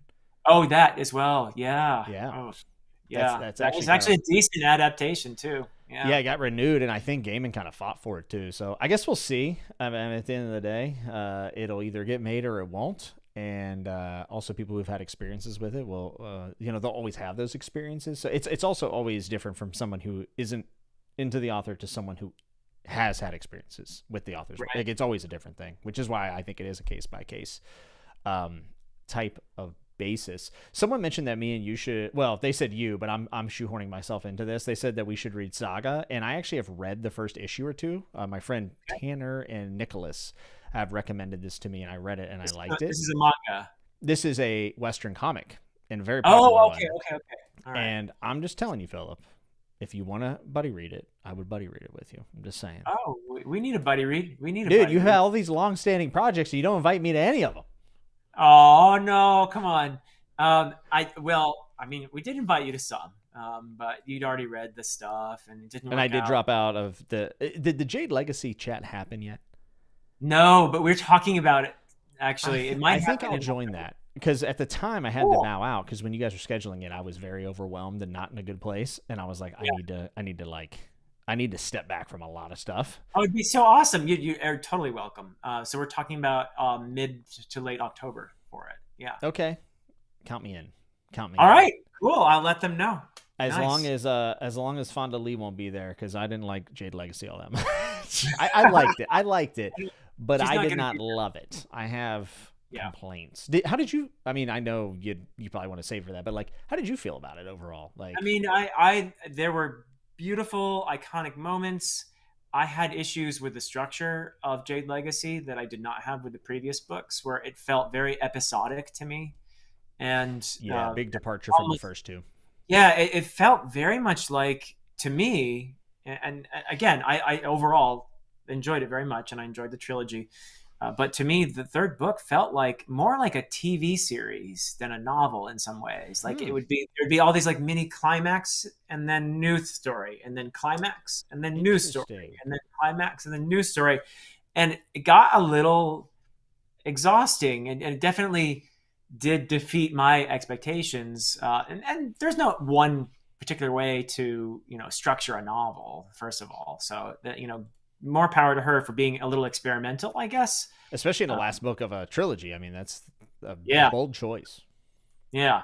But it felt, for me anyway, a bit too bumpy because of that. And very episodic, as I said. I think you and I probably agree. I think there was a lot of, like, for how tight of a story it was to the POVs, I think there was a lot of fallout or setup that we didn't get to see because of the time jumps that in a story that had given me that prior kind of took it away. Yeah. And some of the transitions for some of the characters I wasn't a big believer in, actually. I felt like I needed to see it happen, and I could not just take her word for it. We're talking about telling, not showing. Yeah. I guess in this manner, I would have liked to have been shown that. But I do applaud her for taking that risk. I think it's pretty interesting. And I also don't think that she did necessarily a bad job with the format that she went with. I actually think it's probably one of the better versions of that. I just did not feel like it was very satisfying, I think, overall. So for me, also, there were some characters that I felt like didn't get their due that I really wanted to get their due or at least more of a spotlight, possibly. But that's more personal taste than anything. Like, that's not a hard thing. Look at Joanna with a hate tonight. She said, I'm glad I never continued Greenbone Saga. Not for me. I love it, Joanna. Where's that polite, gentle Joanna? Oh my goodness. The assassin elf comes out here. Whoa. I love it. David said he wished Alan was here to make fun of Jade Legacy and its curing of cancer. Alan is currently in Orlando. He had to evacuate because of the hurricane. And we definitely are saying all of our thoughts are with the folks down in the South. I mean, all the way up through Georgia over to Tennessee at this point. So hopefully you all are safe. I know Bee's Knees was in the chat earlier. She was safe. Thank God. She was in Tampa Bay. I'm watching the broadcast last night, and they're like, we're very worried about Tampa Bay. And I'm thinking like, oh God, like I have friends there. I don't, that was, it's scary. Yeah, it was a pretty crazy thing. I am definitely glad that Alan was able to evacuate and the people that I know down there were safe. So if your power just came back on, you're watching this after, know that we were thinking about you and wishing you well for sure. Jared's here for Evil Joanna. Says absolutely love it. And Murphy said same. She also hates Fonda Lee as a human being. That's crazy. I want to become the tabloid of YouTube books. Like, that's my goal, is like, I just want to become the tabloid, just lying constantly. The National Enquirer of YouTube. Yeah. That's exactly right. And by the way, someone did say that they wish that you and I talked more about manga in books. I know we're going to talk One Piece soon, right? That's right. I'm having you and Alan over as soon as I finish Summit War, which actually will be in probably a couple weeks, 2-3 weeks. Oh, man. Let me tell you what. You want to talk about satisfying arcs. Woo. Very satisfying. Like in the last few years, probably some of the best stuff that I've read, honestly. And I still need to continue on to where I was like after that arc. And maybe this will be my bump to bust them out again. Every time I bust it out, I find something else I got to do. And I've just been really into books lately, like really into books. But I would be down anytime you want to talk about anything, Philip. Key obviously said Berserk. Maybe I would love that if you were okay with covering Berserk. I actually would want to talk to you about Berserk, specifically you, because I know it's one that you have covered and you appreciate. So that would be fun, actually. It's on my short list for sure. And maybe after One Piece, I would start up with it. But I am looking forward to chatting with you and Alan about Summit War, and specifically, I've just finished Impel Down, actually. And I'm kind of itching to keep going with the next arc because of how it ends. Those chapters just fly by, dude. Like this cruise by. You've read Heroes Die by Stover, right? No, but I saw you or heard you somewhere talking about it. I can't remember where, but I know you were talking about it recently. Yeah, I just did my vlog on it, and it'll be in my wrap-up as well. But, it's funny. I think the reason why I thought you'd read Heroes Die is because when I looked at the cover, the awful, famous cover of it, the infamous cover, I was like, man, Philip's face is going to look great on this guy. Because, like, I know in your thumbnail, that's what it'll be. That I think just for the thumbnail, I have to read it now. The guy on the front cover is such an interesting guy compared to what we get in the books. It just doesn't really work. I don't know. I actually think you'll be a great person to talk about that book and its kind of meditation on like violence and not just fantasy, but like media in general, especially in 1998. Like you will get a lot out of it and have a lot to say about it, I think. But yeah, when I looked at that cover, I was like, man, this is like built for a Philip Chase thumbnail, like verbatim. It is actually. It actually is. I have to read it just for that now. I really do. But yeah, I guess it leans into a lot of the stuff that it's sort of satirizing. Do I have that right? Did I understand? Oh, yeah. This is not one of those things where it's like sticking its nose up. It's getting down in the dirt and doing a lot of the things that it's kind of critiquing, which I would argue that actually Bakker does as well. Bakker is definitely making you look at some of the stuff that's very uncomfortable that has become kind of commonplace in fantasy and taking it to like the next level to make you really reflect on why you like these things. And I don't just say that out of nowhere. He's actually has said that before. Like he's taking, for instance, male gaze to it at a very uncomfortable level where he almost wants a certain crowd to be like, this is great. I love it. Oh yeah. Oh wait, I don't like this. Oh God, that's too far. And then like, hopefully in that moment you have some self-reflection. I don't know how much he succeeded. We could argue that. But I think that this book is also doing that to a lesser extent. It's not nearly as extreme. It's a little bit more tongue-in-cheek, I think. A little bit more 80s action movie-esque, if you will. Bring on the cheese. Yeah. There's a lot of cheese. He calls a guy butt face, and I was like, I almost DNF'd it. I was like, I don't know if I can handle any more butt faces. But he does actually do some really cool stuff in it. So it's definitely one I know you've been recommended probably 100 times. I was recommended it tons and tons and tons. So I think that you would end up liking it. Cozy Scorpion wants to know where I'm at with Last King of Osenard. I will be reading book 3 in the month of October, and then I will be ready for the final book in November. And we'll see. Tad was supposed to come back on Chatting with Nuts around the release time. He's doing his little media tour, and he's like, Jimmy, you're the biggest show on the internet. And I was like, I know, Tad. I'll see if I can fit you in. The schedule's packed, but maybe I can make, if you slip a little 5 under the table, maybe I can fit you in. No, Tad wanted to come back on. He thought I was awesome, of course. It's common, right? It's not the unpopular opinion, but he had a good time. He actually does want to come back on and kind of chat. Ironically, Philip, he's a huge comics fan.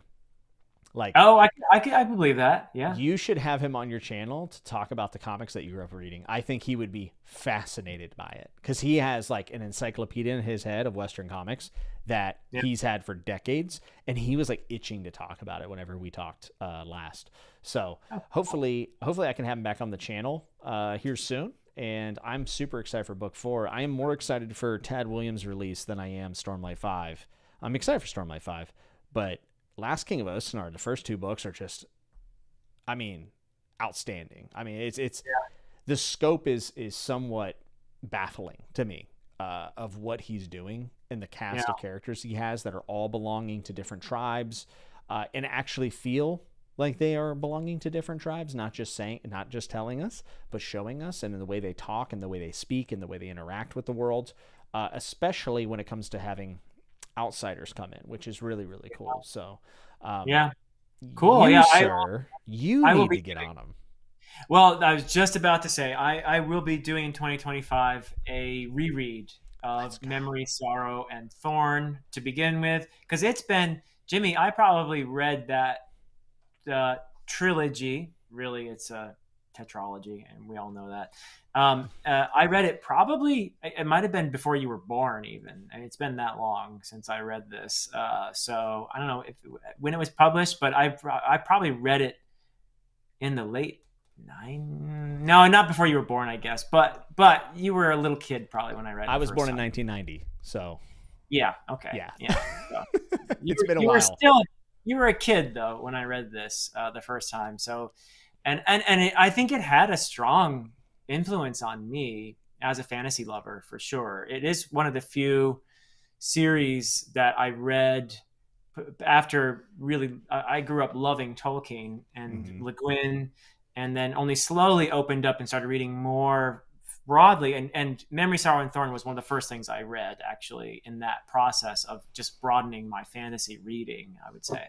Yeah, definitely. I mean, he's kind of what has come before, but also dictated what came after as being like an author's favorite author type deal. And to me, I actually enjoy his stuff a little bit more than Tolkien's work. Not that I don't have immense amount of respect, and maybe that'll change when I read the extended stuff, like Silmarillion is what I'm thinking of. I'm actually kind of jonesing to get to that. I think for me, it's going to work. Who knows? Yeah. So I was a big Bible reader back when I was a kid. Okay. Yeah, I've read the Bible front to back many, many, many times. King James version, by the way. Okay. That's the only real deal, right? That's what my church said. Never mind that it was written in Hebrew and Koine Greek. Well, Philip, let's not get tied down in the specifics. Jeez, Wiz, what are you, a heathen? What are you? What are you, a sinner? But as someone who is and I'm not religious, but I still actually sometimes read the Bible, actually, not for religious purposes, but I think that the Silmarillion will actually probably have a pretty big effect on my enjoyment of Tolkien as a whole. So I'm kind of reserving that. But for right now, I tell a lot of people, they're like, oh, I'm just going to read Lord of the Rings again. I'm like, go check out Memory, Sorrow, and Thorn. And the Last King of Oceanard books are like, in my opinion, I think they're a bit of a step up in some ways. I'm not going to say they're flat out better till we have the whole thing. Okay. But Tad is like hearing a lot of the things that maybe people didn't like about Memory, Sorrow, and Thorn and twisting it in a way where it doesn't feel like he's taking a complete like 180, but he's like meshing in a lot of the more modern stuff. And you can almost see, I only read the first book of Shadow March, but I thought that book was also very good. It has an interesting publication history of being a web serial turned into a novel, and you can feel that a little bit. But I think some of the approach they had to a more modern epic fantasy actually comes through in Last King of Oceanard, mixed with like the best parts of Memory, Sorrow, and Thorn. And you know, the characters, he wrote them 20 years later, and I think he nailed them. I think he really nailed them. Cool. I know you specifically will love some of the stuff that he does with some of the cultures in it. I'm being called out for my personality faults, by the way, in the chat. Arthur says, love the line for attention, Jimmy. Keep it up. Jared said, Tad's coming on after he goes on Rogan. Murphy is slamming me, saying Jimmy's humility is really inspiring. Ouch.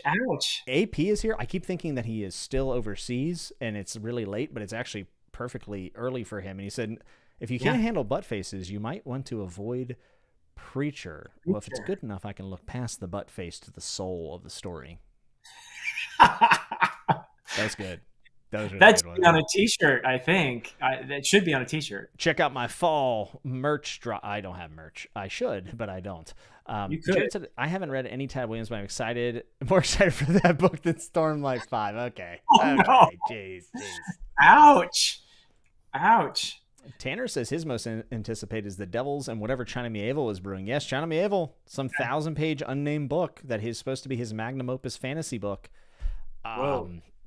if it, ooh, I almost have to reserve a little bit how excited I would be for that, because I think China Miéville's like top 5 all time. Like, I think Do you it's know just when Abercrombie's The Devils is releasing? Because next I want to. March to May 2025, I Yeah. think. Okay.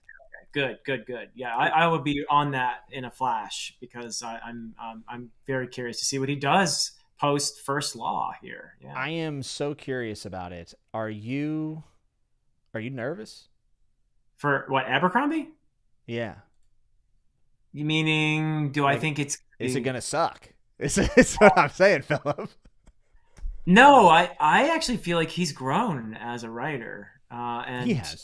he's ready to flex that growth in something in something new. Mm-hmm. So I feel like, to me, Age of Madness is his best writing so far, and Oh, this I'd is a agree. writer he could get better and better. And so I'm curious to see what he's up to. Will it be as bleak as First Law? Will it have that trademark Abercrombie humor? I cannot imagine it not having the humor in there. So It sounds like there's still a bunch of sarcastic assholes in it from what he said. So it sounds perfect. like it's going to be still in that tone. But my worry actually is now that he's stepping out of First Law, um, and he's stepping into like a secondary England, right? It's a secondary London, I think, is the setting of the story. You know more than I do then, I'm because pretty. Someone correct me if I'm wrong, but I'm pretty sure that's what I read. And first off, I'm not a huge fan of that setting. I think it's been done to death at this point. But two, I hope it's not one of these things where I read the story and I go, I kind of wish this was just another First Law book, right? Like, I kind of want some variance out of it. You know what I'm saying? Like, he's yeah. written in a certain way for so long that I'm curious to see how he does outside of it. Now, I personally think that Joe Abercrombie is one of the most talented writing authors in the fantasy genre. So, like, I think he could do it, but there are challenges ahead of him with exiting Yeah. a 10-book series and starting something new.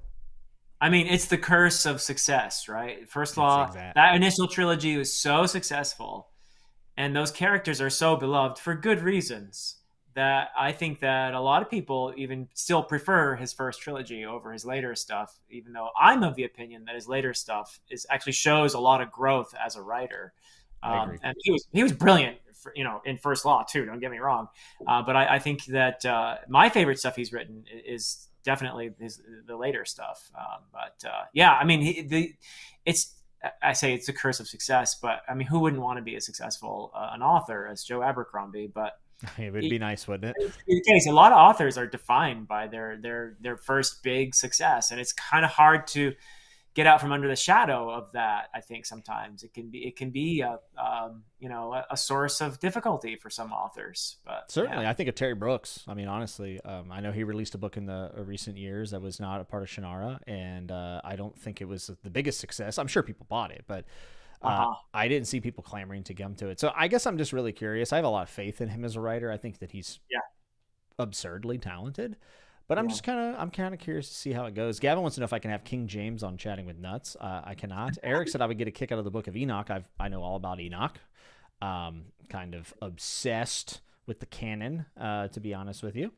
And Arabella says, you've hyped The Last King of Osnar for me more than it already was, Jimmy. Well, that always scares me. I hope that I hope that it delivers. Critical Dragon says, the whole story when talking about the butt face. That is why you are who you are. My God, that's fantastic. Oh, that is too good. Oh Very man, clever. Very clever.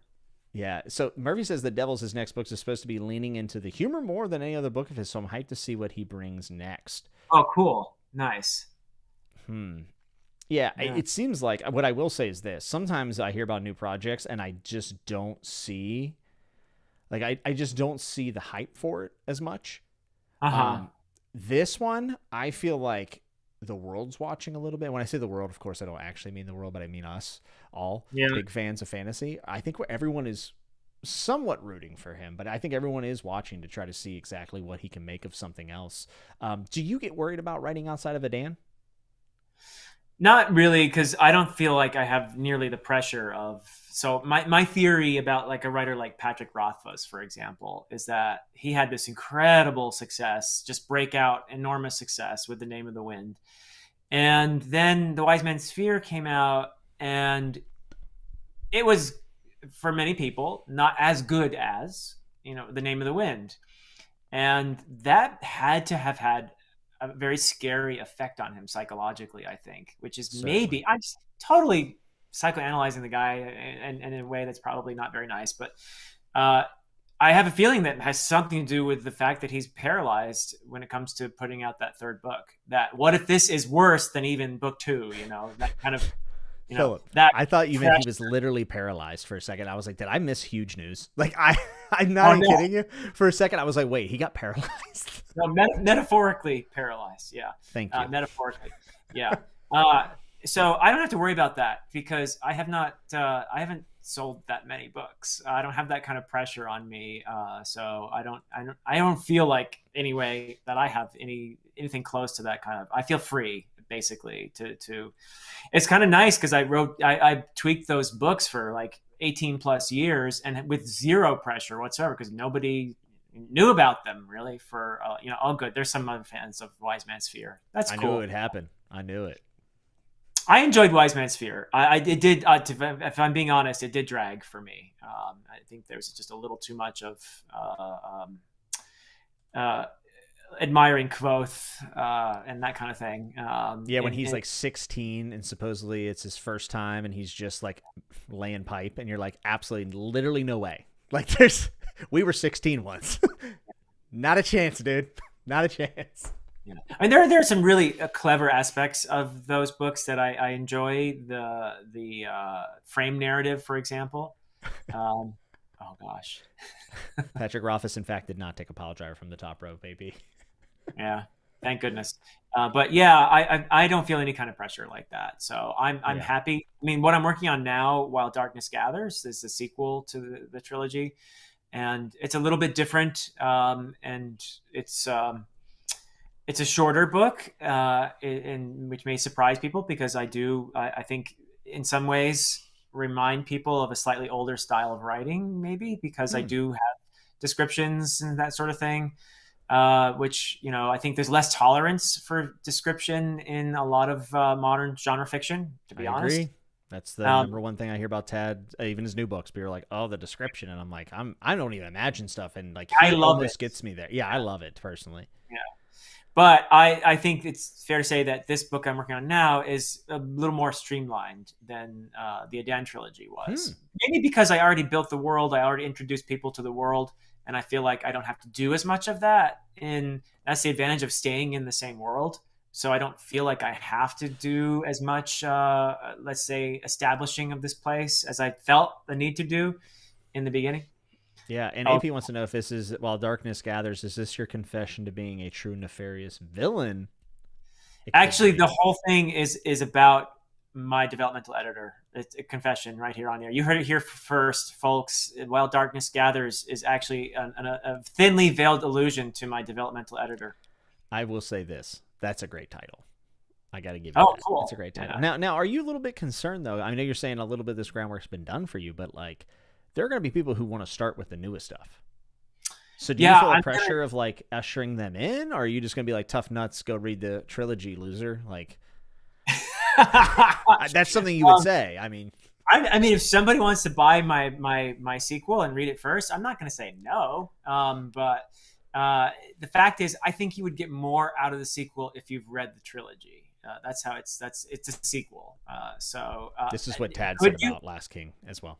Could you read it without reading the trilogy? Yes, you could. If I'm doing my work well, you could read it and you would get a lot out of it. But I think somebody who's read the trilogy already is going to get slightly more out of it.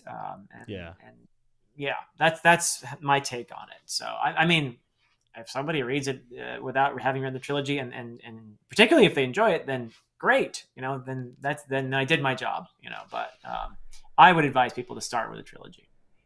I mean, Critical Dragon saying, Philip, in media res, just claim it is in media res. I mean, exactly. Yeah. Just tell them that you're showing and not telling. That's Go read the trilogy, loser, Jimmy print it. See, that should be, I should be on your front cover. And it's going to be on the front cover. That should be the endorsement. Do you feel any kind of way about like feeling like you need to prove to yourself you can write outside of it, Dan? Not at all. No. Okay. I it would be fantastic to be able to, pay the bills by writing. That's a dream, right? But honestly, most people are not going to be able to do that. And I'm fortunate to be in a position where I can pay the bills and not worry about whether or not my writing is going to do that. I have a job. And so it's in that sense, it's a hobby, I guess you could say, that I love. It's at the core of who I am. But at the end of the day, I don't have to be stressed out. Oh, is this am I gonna be able to pay, my grocery bills Right. if my book doesn't sell enough? I don't have that pressure. Right. So in the a way, commercial viability is not a key factor for you. No, if it were, I would be doing this all wrong, because I took more than 18 years to put out the trilogy, and that's just not a recipe for paying the bills. So yeah, if I were going to actually make a living from this, I would need to write a book every year, and I would need to write books that are much more just fast paced. Yep. Because I feel like that's the formula if you want to make it as a self published author. You need to write stuff that is much more for a broader audience, let's say, people who are more plot-driven readers, perhaps, to put it that way. I feel like that's the recipe for success here. There he is! Yay! I hope everything's okay. I know that you're not home at the moment, Alan, but we were just talking about you earlier and hoping everything is good. And while he's here, I do want to bring up something, actually. Which is, first of all, a thank you to you, Jimmy. Big thank you for suggesting that okay. All right. Congratulations, Adam. I want to thank you for suggesting that I ask Alan to be the narrator for the audiobook, because this was your idea. And I don't think I've ever gotten better advice in my life. I think this audiobook, when it's finally out, and by the way, it's any day now that the audiobook for The Way of a Dan will be out. Alan, we're waiting on Amazon now. We're waiting on Amazon or Audible, or same thing, I guess. But yeah, it's all uploaded to Audible, and they say it can take 10 days, and it's been 5 already, so since we uploaded. So any day now, I hope, as soon as I get that email, or I'm checking every couple hours to see what the status is, but as soon as it's out, I'll be shouting about it and everything. But Alan has done such a tremendous job on this. He's been so professional about it. It's incredible. It actually blows me away how much effort he's put into this audiobook. It's really incredible. And I know that some people have heard little snippets from it. And those of us who know Alan know that he has these voices, and he's so good with the voices. I'll tell you, first of all, you made that suggestion, and it made total sense to me. But the first time I knew that about Alan's talent was, do you remember that one man play that he did, the Iliad? Yeah. On the Iliad? I got chills when I was watching him do that, and I thought, my God, he's really good. He's a performer at heart. Yeah, he's really good. I think people are going to love this audiobook. Not because I wrote the book, but because of Alan's talent. So I really expect something to come of this. More audiobook narration from the dude. So I mean, yeah. I won't lie. I did recommend, and I was at one point I was kind of hoping you'd forget that it was me, because it was taking so long that I was like, he's gonna have to just have ChatGPT read this thing, and then it's gonna be like, who recommended Alan in the first place? And I'm like, not me. I would never recommend someone from Florida. No, I'm glad that it's finally come together, and this is now just a waiting game. Like, it is going to happen. We're literally going to have that audiobook, and it's just going to come down to the powers that be putting it out there. I think that this is going to be huge for you, actually. Also, I mean, obviously for Alan, it's going to provide maybe possibly a door for opportunity, and we love Alan here on the channel, one of my very best friend. But also, Alan said, "Ha ha ha! Shut up, Jimmy. I hate you." As I said, he was my best friend, so that's the kind of relationship that we have. I'm trying to get you out of the classroom and into the audio booth, my friend. Yes. But for you, Philip, I can't tell you how many people I know personally. And it might even go into the range of like over 100 people that are saying, "Oh, I'm going to read those books once there's an audiobook." Yeah. So you're going to see a bump from this. I mean, you're going to see a big readership that you didn't have access to before actually come forth. Yeah. So it's huge. Yeah, that's true. That's true. And that's awesome. I'm not, like I said before, I'm not doing, poor Jimmy. I assume he means you. Yeah, he's praying for my downfall. Yes. Yeah. So yeah, I mean, it's the fun thing about this, as I said, it's a hobby for me, this whole thing. But it's a hobby that is it's my passion. And the idea that that this project of mine could result in other people being able to pursue their dreams is really makes me happy. It makes me really, really happy. So the idea that, for example, Alan would have a chance to do audiobook narration, and I think when people see his talent, there's it could go places, really could. I've worked with other people like my cover designer and map maker, Jack Shepard. It just happened to be really good timing in many ways. But he had done as just his passion. He, out of just pure, I want to do this, he made a first law map that, which is awesome. Which is so awesome. He did it just out of, I love this series. I love maps. I'm going to make a map because it didn't have a good map. First law, notoriously, Abercrombie didn't have any interest in the map. He was like, I don't care. I don't do maps. And Jack just did it out of passion. And eventually Abercrombie learned about it and said, let's put this map in the special edition that's being put together by Curious King. And so it ended up in there, Jack's map, and which was so amazing. And I saw this on Twitter, and I thought, I'm going to ask that guy to do my map. And he became my map maker. And also I learned about him and that he has experience doing cover design. So can you do that for me too? And he did. And now he is, not just because of me, obviously, but it was a part of at a moment when he lost his job and decided, I'm going to do this. This is my dream. I want to be making maps for people and doing cover design and exercising my creativity around fantasy.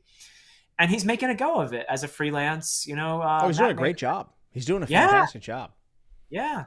So the idea that this could be something that is fulfilling for me as a long-term dream of mine, and simultaneously other people in this community of ours who have dreams about being an audiobook narrator or being a cover designer or map maker and stuff. It's just so cool that we can support each other. It's a really cool thing, and I just love it. And all that creativity going into something that hopefully some people will enjoy as well. It's amazing to me. Yeah, and I also think it's cool that you guys aren't 18. You're not 21. Right? No, like I'm not saying you and Alan are old by any means, but what I'm trying to get at is the fact that like I'm someone that struggles with the fact that like, I used to perform in front of thousands of people, sometimes hundreds, but there were times where I performed in front of a stadium of people, and that's gone, and it doesn't happen anymore. And it's like, well, maybe there aren't any more fantastic things in front of me, and that is inspiring for me to see people, who aren't fresh out of their prime or in their prime or whatever, kind of achieving new things and being excited and fired up and finding new avenues that 10 years ago you would have never imagined. Now, maybe you would have imagined possibly because you've been writing these things for so long. Yeah. But even then, when you actually conceived this idea 18 years ago, you probably did not imagine it going the way that it has. I mean, maybe you had other aspirations or something, but like the way that it's gone has been, quite frankly, it's kind of beautiful in some ways. I feel very fulfilled. I have an audience for this story that was in me for so long, and And, there were points along this journey where people like AP, my developmental editor, read the story, and that was thrilling for me, that just somebody as brilliant at analyzing this genre and stories in general would take a look at this, and I get to have his feedback. It's just so much fun, and so much creativity, and the fact that it has resulted in something, and that's awesome. Tap dancing, I'll try to work that into the next book somehow or other. Toasty Towns is saying he can tap dance if anyone needs a guy. If you need a tap dancer, hit up Toasty Towns. I'm telling you. Philip, have you watched Owen's channel? I have not, actually. Philip, so he's a Malazan lover. He's doing a reread. Oh, and sweet. He knows of you. So I'm on last episode chatting with Nuts, and he mentioned you. And he was kind of talking about, like, I know they're out there, but I'm kind of doing my own thing over here. Owen is the best kept secret of books on YouTube, without a doubt, dude.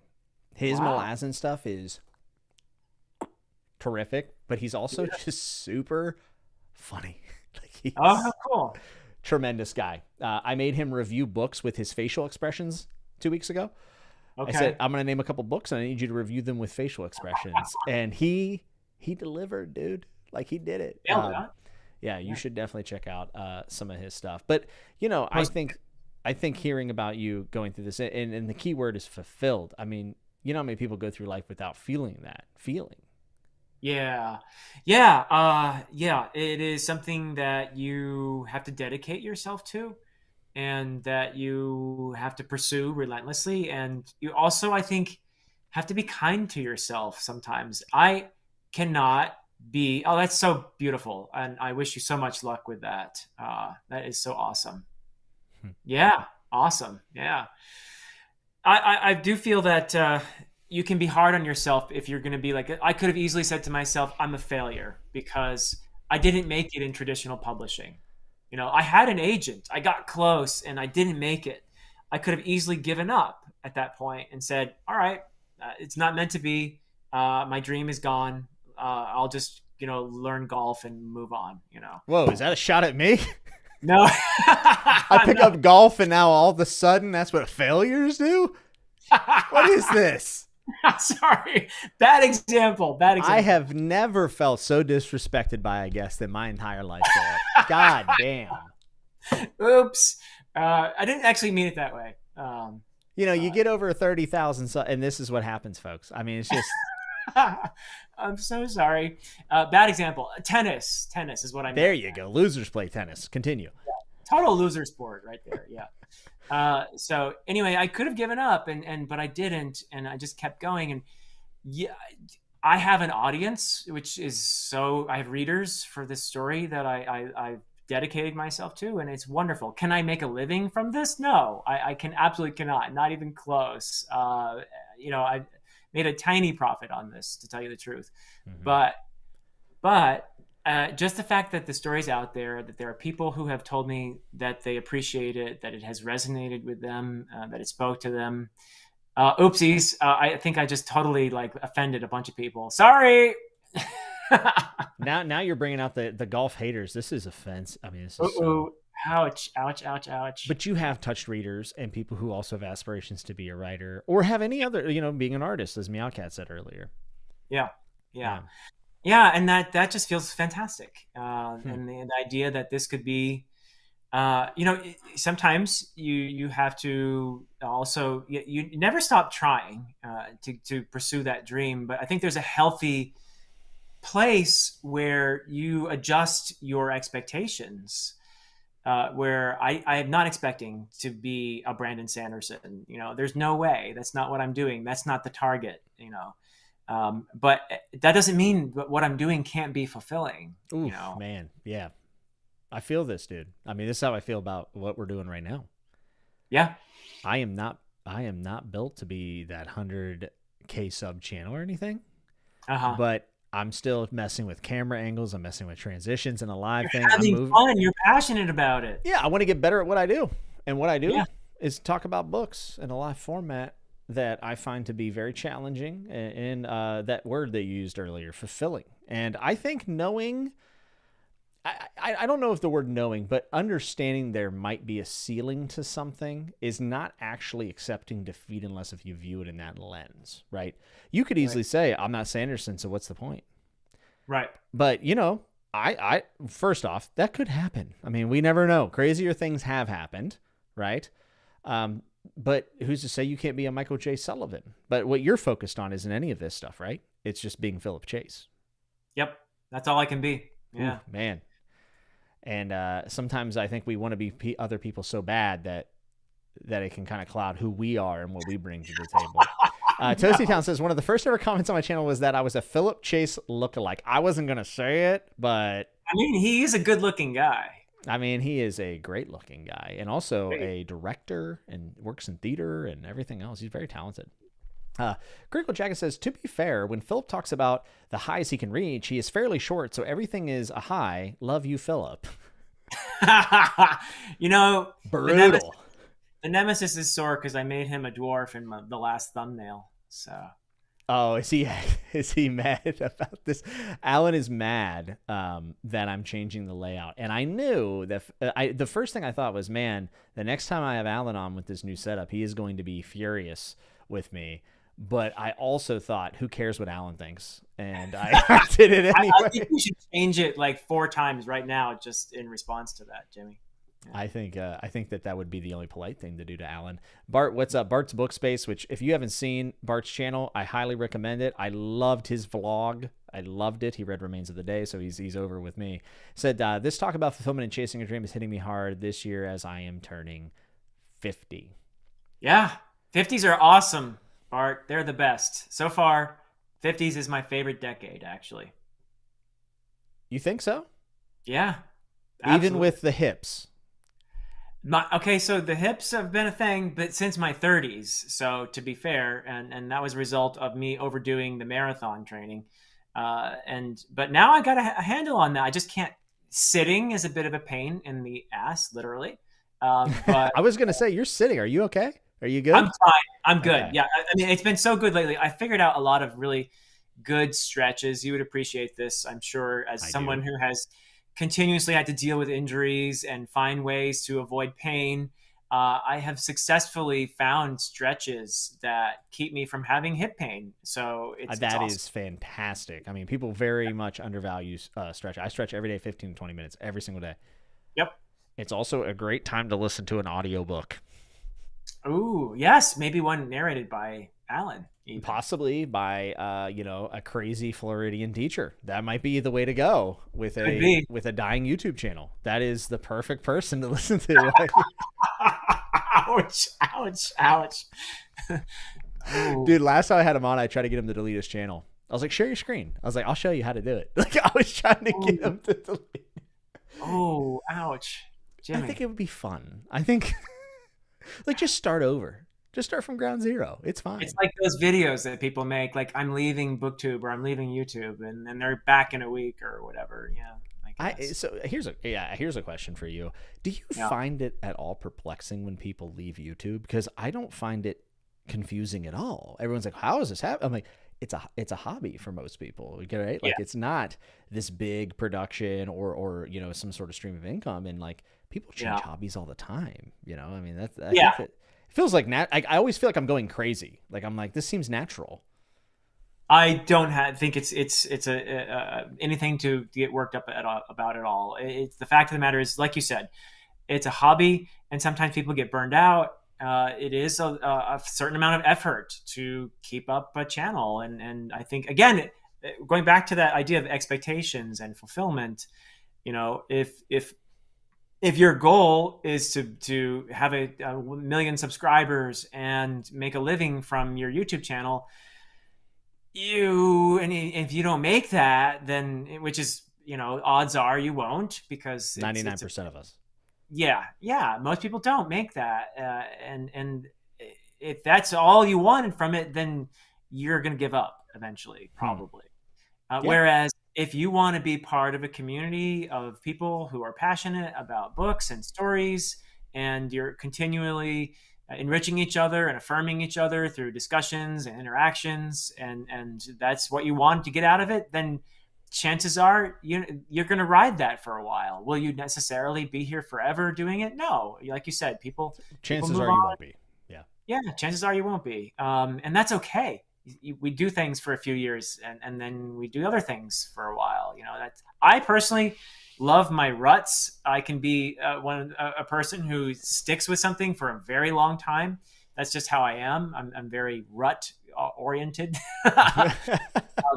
So I'm maybe that's an advantage for me in kind of doing something for a long time, is that I enjoy that. It's a comfortable thing for me, and this has become a comfortable thing for me, is having this outlet for talking about stories and chatting with people and stuff. So I still am passionate and I'm having fun with the whole thing, and that's important, I think, isn't it? That we have fun with this.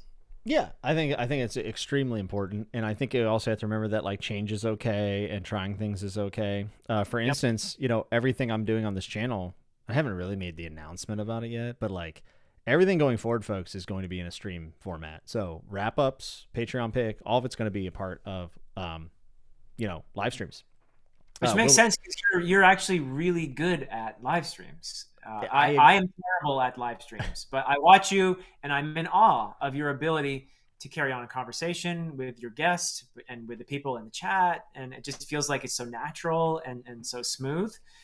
So I can understand that move. I don't know if that's partly what's motivating it, but yeah, definitely, because I actually find more fulfillment in doing things in a live format, and it's more of a performance for me in some ways, and I think it's something. There's energy in that, right? Yeah, and the funny thing is that a lot of people would say, well, like I want a nicely edited video, but if you've been watching my channel for any 6 7 times, I don't do much editing. So for me, I'm actually going to be able to provide a better, more entertaining and a better product. I hate using the word product, but video for people, because I'm working on a lot of stuff. Tonight's just kind of a sampling. I'm really just wanted to try this stuff out tonight to make sure it was good. And I know the audio for the first half was a little unbalanced. I apologize for that for people. But for me, it was kind of a no-brainer. And it was like, I want to continue to do this, but I want to do it in a way that feels good to me. And, sometimes change is a good thing. And I don't know. I don't know if it'll work, but I hope it does. And if it doesn't, then I always can go back to whatever I want. But at the end of the day, it's a creative outlet, and I want to flex the creative muscles that make me motivated to do this. And that's why. Also, there is something about being set apart, right? Everyone has like a long form thing, and that's cool. I want to be able to do it the very best I can, and I want to be able to do it in a way that, maybe people would rather see a wrap up in a live. Like that would be new. That would be something different. So for me, it's kind of a challenge, and I want to see if I'm up to it. And there's a lot of other stuff I have in mind that I can do. And I think that that's the kind of thing that's going to keep me on the channel for a long time. Exciting. Hopefully. It actually is exciting. I will say this. This is the most fired up I've been about YouTube. I'm always excited about it. I'm always excited to go live. But I told you before we went live, I said I literally have like butterflies. Like I'm nervous. I feel like I'm streaming for the first time again. I mean, almost damn close to my first wrestling match, where I had that same feeling. I remember I was about to go out through the curtain. I said, why am I doing this? Like, this is voluntary. What am I doing? Wow. Same feeling where I was like, why am I not just using StreamYard and doing what I always have done? But I realized that it's a deep need within me. And I appreciate people being so supportive in the chat. It's funny, Arthur, he said editing is so time consuming, and you're right, but actually moving to this new format is going to be way more work in some ways, because I want to do it in a way that's not me just sitting at my camera talking to you. I want to like do graphics and different layouts and stuff, and multi-cameras. So there's a lot of stuff that I want to do, and we just have to get it all coming together. One of the things I had considered, though, not so much considered quitting. I mean, I consider quitting every week because I hate myself, but I also feel as if you have to know when to walk away. And I never want to be in a position where I feel as if I'm staying past my welcome, one with the audience, but also two with myself. Like, I never want to become one of these people that ends up making a video when I leave and being like, why I hate booktube now. Like, I'm never going to be that guy. Yeah. I just feel as if I need to know when that time is. So, you go through lulls and stuff and everything in life. And Sure. it's a really difficult thing for me to understand, like, when it's a lull and when I'm done. Like, that is a very fine line, and it's hard to decipher. Yeah. And all I can say is that I'm just so happy that I didn't ever give up at this point, because look at what I've built. I have to Look say, at what we've built. we are happy that you're here, and I'm excited for you, and I'm excited for this direction you're going in, and it sounds like fun. You're reinvesting yourself in a way that guarantees that you're going to be having fun, and there are going to be challenges, and you're going to be nervous sometimes, and that's a good thing. A little bit of nervousness, keeping it fresh. And yeah, I mean, I don't think you need to listen to Kenny Rogers just yet. You don't need to know when to walk Gotta away. know when to hold 'em. That's right. Know when to fold 'em. Oh man, what a banger! What a banger song. That was the song for a while there. Yeah. So I've been working on this transition for a while, and I was talking to our good friend Murphy, and Okay. I was like, listen to Alan. He says, "Oh my gosh, it's like a PowerPoint wipe, Jimmy." No, Alan. Everyone's so supportive. Everyone is so supportive, and then Alan is just like, "I hate this." I love it. I'm on the funny. record. Yeah. God, I hate that song, says T-Beck. I listen to it every time I'm landing in Vegas. Every time the plane's hitting the ground, I'm letting them gotta know. I love it. Alan said, Jimmy, I won't be on chatting with us if you don't use the rectangles.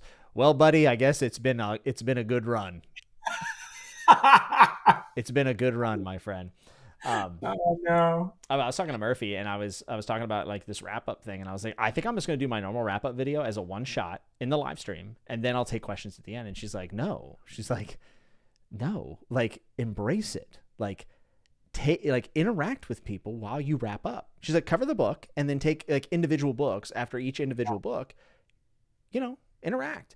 And I was Murphy like, is amazing. She is like the queen of brilliant ideas, I think. Yeah. Oh, she instilled in me confidence that I didn't have. And what I was doing was I was kind of wrestling with the idea of like, how can I make it just like my normal wrap up video? And then at the end, sprinkle in the stream. She's like, no, like embrace yourself and your vision, like do it. And I'm like, yeah, you're right. I should probably just do it. Like I feel like this is something I want to do and I need to do. So why wouldn't I just go into it? So it's also very helpful to have people around you that support your vision or whatever you're trying out. Unlike Alan, who is, just literally, Alan, we have such a one-sided relationship. It hurts me.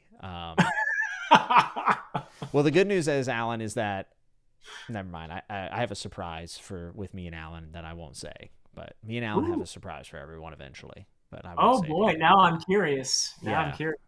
Read and find out, or watch and find out, I guess would probably be the better way of going about it. Nice. Are you happy with what you're doing? You mean here or in life in general? How about in everything? Yeah.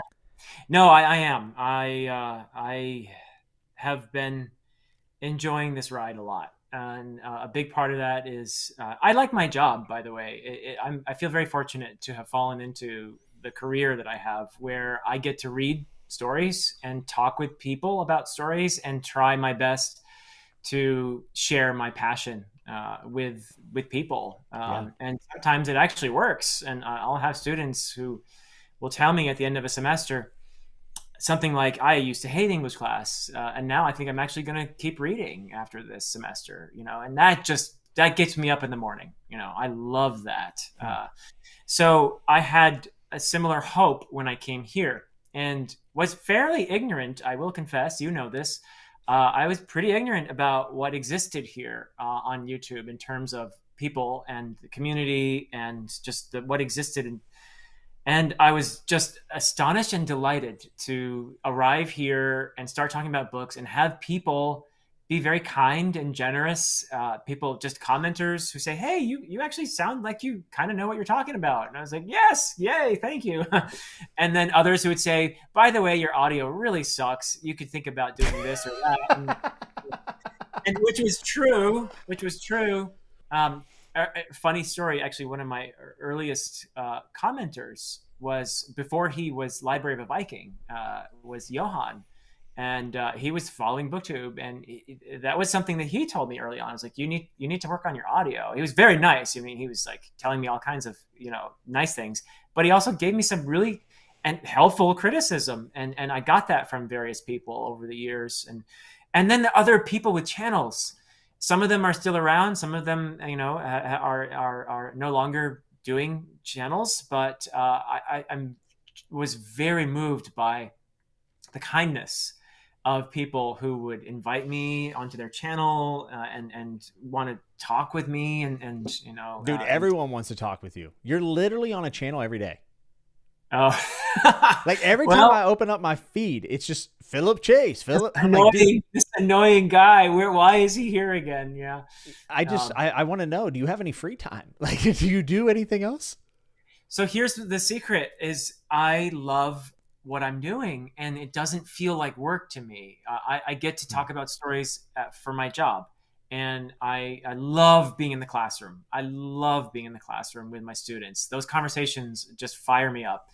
And what I do here is so similar to me. I get so excited to talk with people like you and learn from you, and just have these interactions. And then with my writing, it's also just coming from that same passion. I've wanted to be part of this and to try my hand at it. Have I learned enough over the years to put together a story that will feel compelling to some people? And you're never going to, obviously, not everybody who reads your book is going to like it. That's reality. But are there going to be some people who actually enjoy this story and feel moved by it? And the fact that I've been able to do that too, it's all very amazing to me. And so my secret to all this, if people think I seem really busy, is that I just enjoy it all. It's like fun to me. So when you're having fun, it doesn't feel stressful. At least that's how I feel. I don't know. There are people who read a lot more than I do, by the way. I average probably 4 or 5 books a month tops. That's about what I do. Yeah. 5 is like, I've had a really good month if it's 5 now. Yeah. So that's and there are people who really dedicate themselves to that, and more power to them. I just don't have time in my life to do more than that. And I do, again, I want to do this because it's fun and fulfilling. And the moment it feels stressful, that's when I know I need to pull back a little bit, and that's okay, because I'm not doing this to pay the bills. I'm not doing this to buy the groceries. I'm doing this because I enjoy it, and that's a to me, that's just the thing I want to keep in mind all the time. Yeah, I think it depends on the stress, though, right? Because I think stress is such a negative thing. Like when we talk about it, it's always talking about it negatively. Yeah, it's always talking about negatively, but sometimes stress is like a pretty good thing. Like I've been stressing about this episode all week, and I generally have some level of like anxiety going into an episode. But like this week especially, right? Because like using all new stuff and trying a different direction.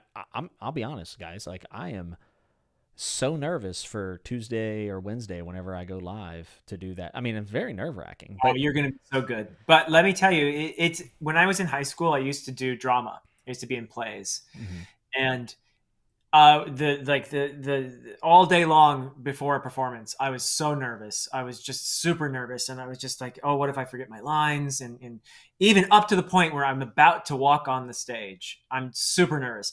But I get on the stage, and suddenly I'm in heaven. It's like it's the best thing ever. And I have a feeling that's the way you are too. That once you're there, you're in your mode. You're there. You're alive. You feel more alive when you're there on that stage than at any other time, and it's fantastic.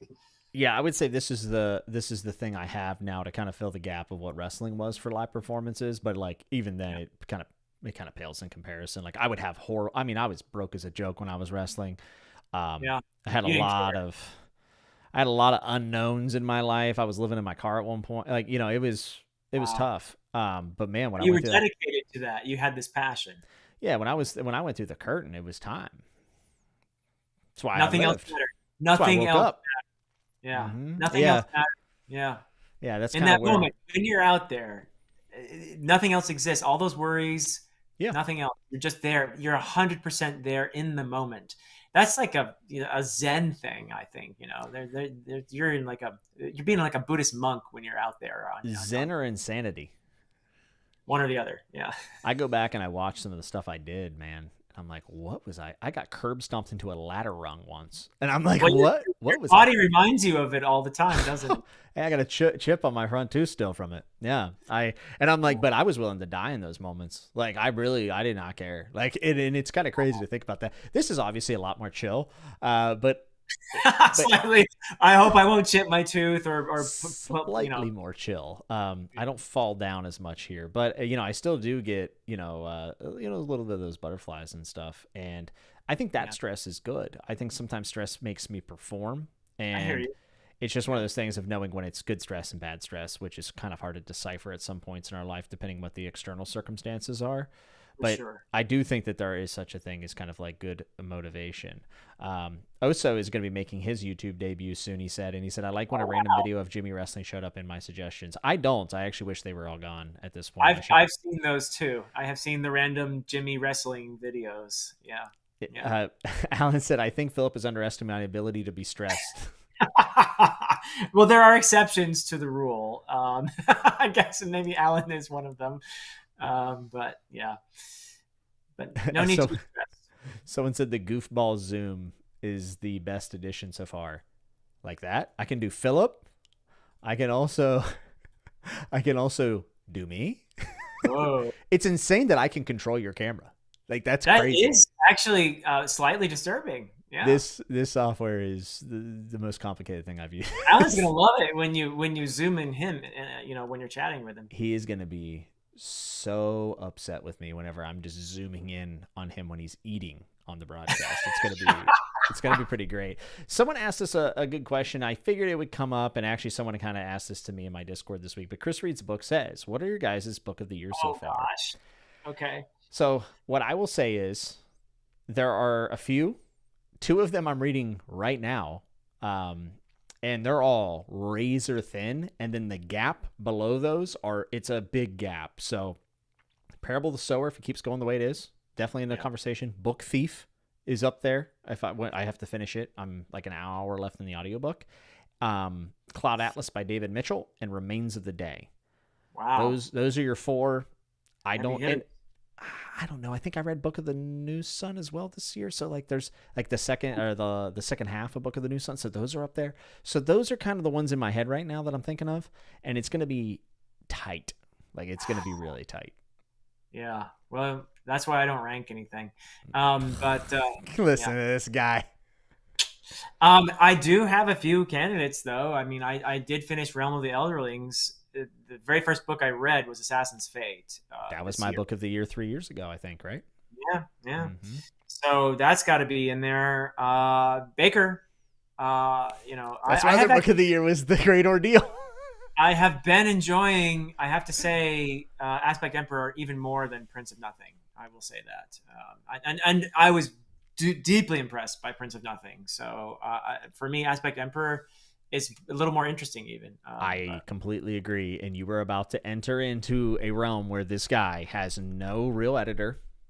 Yeah. He kind of got to do, you will see typos, but you were about to get unfiltered R. Scott Bakker in the last two books. And The Great Ordeal was my book of the year 2 years ago. So you read two of my book of the years this year, which is now I'm going to have to see where you put them. I know you don't rank them, but as long as they make the list, I'll be happy. I don't think there's any doubt. But also I have to say One Piece. I have loved One Piece. So I will definitely be talking about One Piece in that video.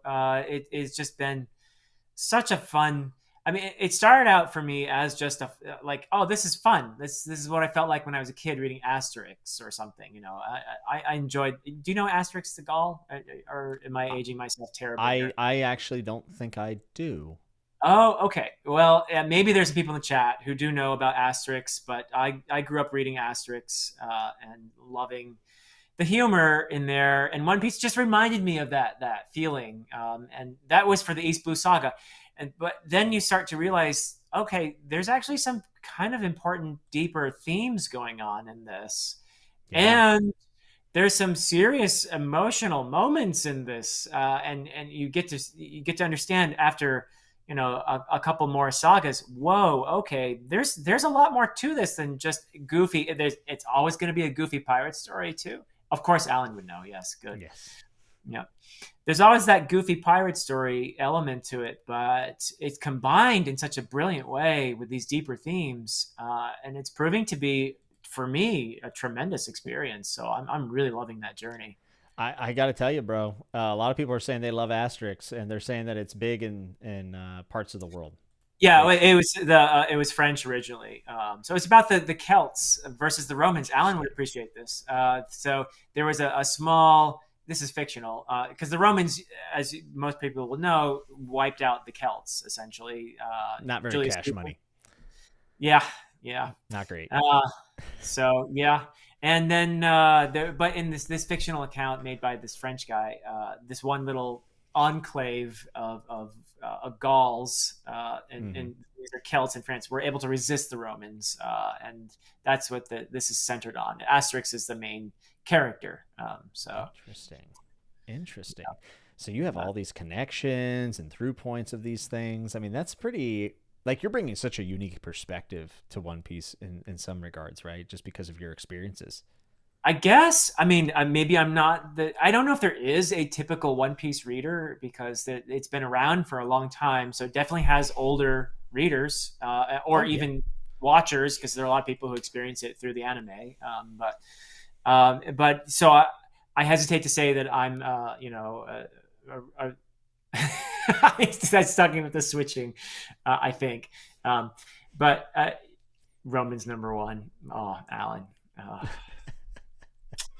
Not if you're talking about Asterix though, because if you want to see the Romans get their butts kicked repeatedly, then read Asterix. Spoilers, Philip. My God. I mean, I'm canceling my order right now. Uh-oh.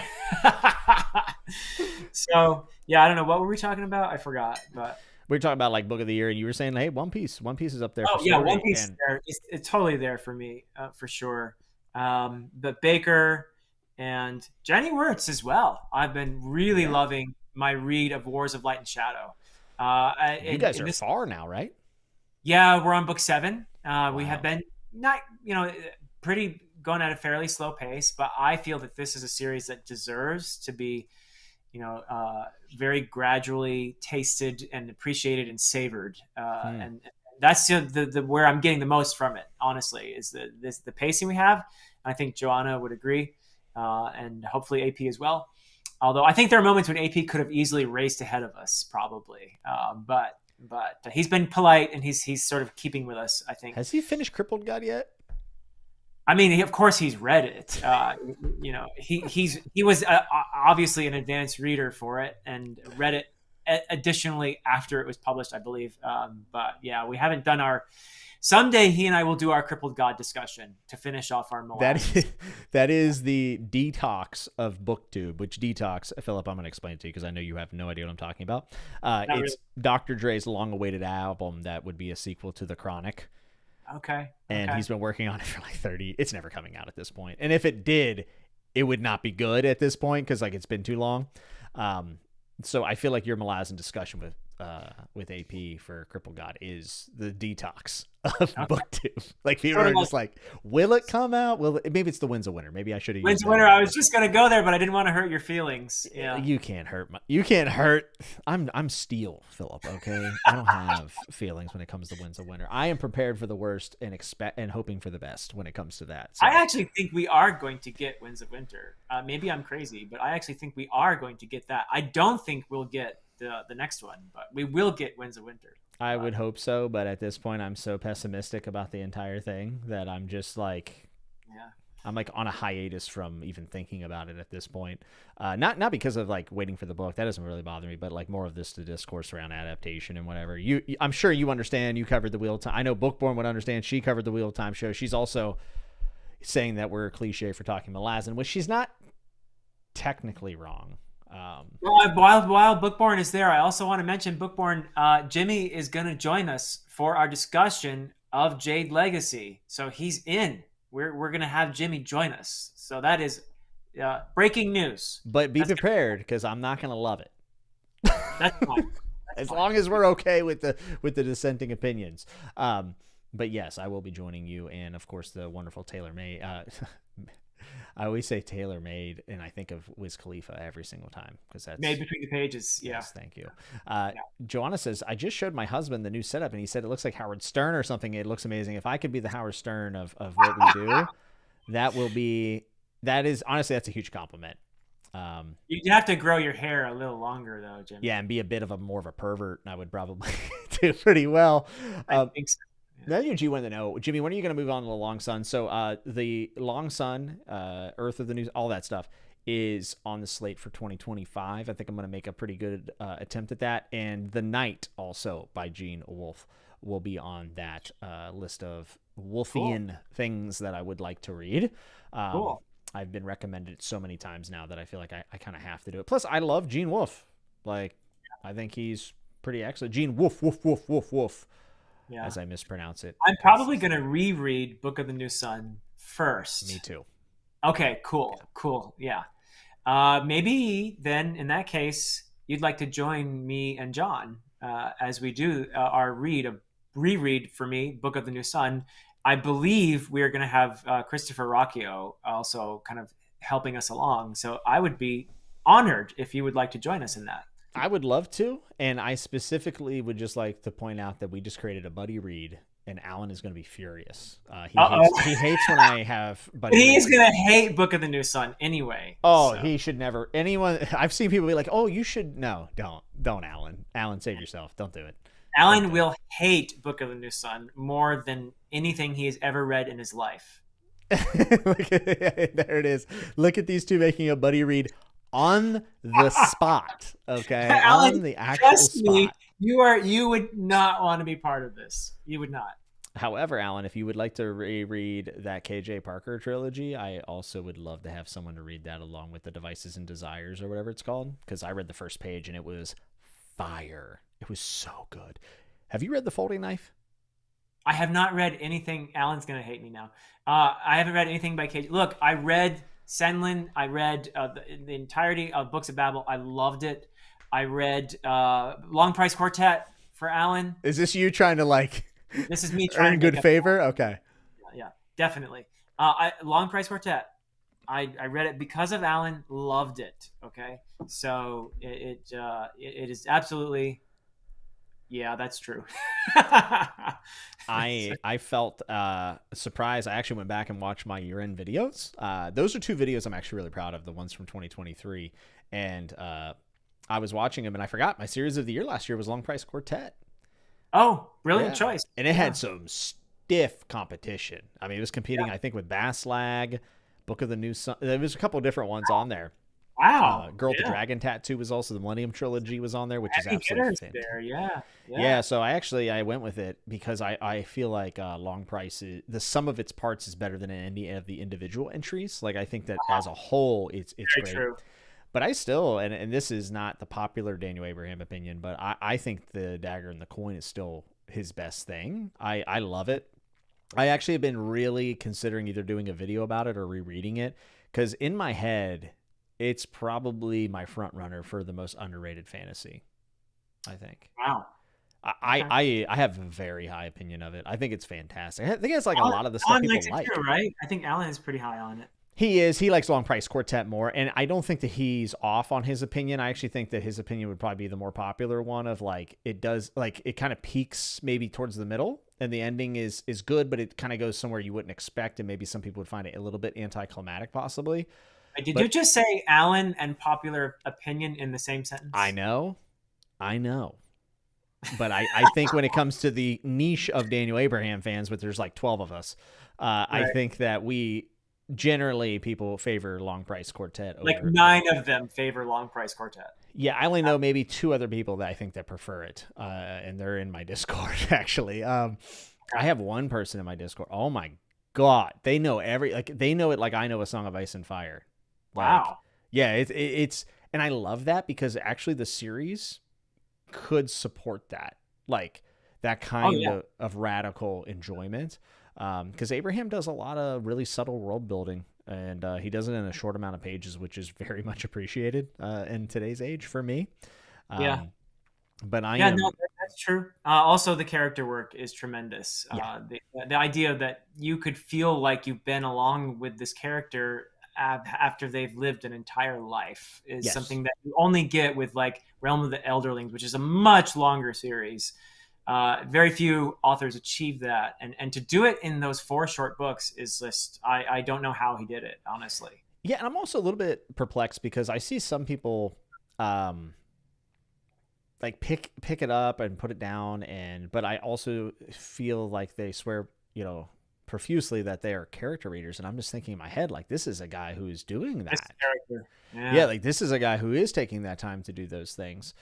Sometimes I wonder about that a little bit. And honestly, another kind of underrated aspect, at least of Long Price Quartet, is that for many intents and purposes, it has a magic system, which people would go on and on and on and on about, but very almost Sandersonian in some ways, like not to the level of him, but like, there's a system. It affects the world all around them. It actually plays into real life, right, for them. And there's some hard rules, not like crazy. It's not like 20 mana to cast a pose or anything, but there's some rules there. And it's unique too. It's an interesting magic system. Yeah, system is not the wrong term in this case, I think. Yeah. I mean, I hate the phrase magic system anyways, but like at the end of the day, we're communicating, and that's what people know it as. So I just say it because like it's just that's just the way it is. But it's not wrong in this case, I think. Right? I would agree. Like I actually think that this is one of the more underrated ones I've seen, just because it's so it's so out there. Alan just said, "Don't worry, Jimmy. My blank note will be very short." Alan. Oh no! I'm the one that's supposed to make self-harm jokes, not you. That's my bit. Yeah, Alan, don't please. That's yeah. Do it, coward. No, I'm just kidding.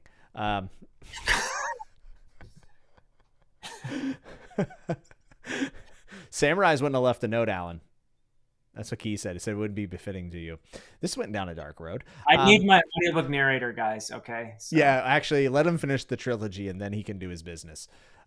It'd probably move more units for you, because people will be like, "Wow, I can't." Oh, Jimmy, stop!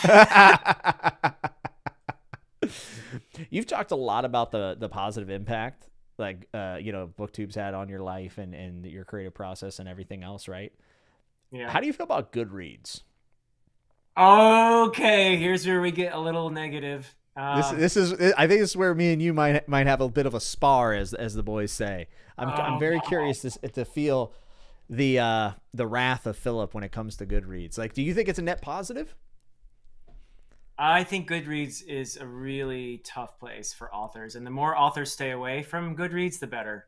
Goodreads, okay.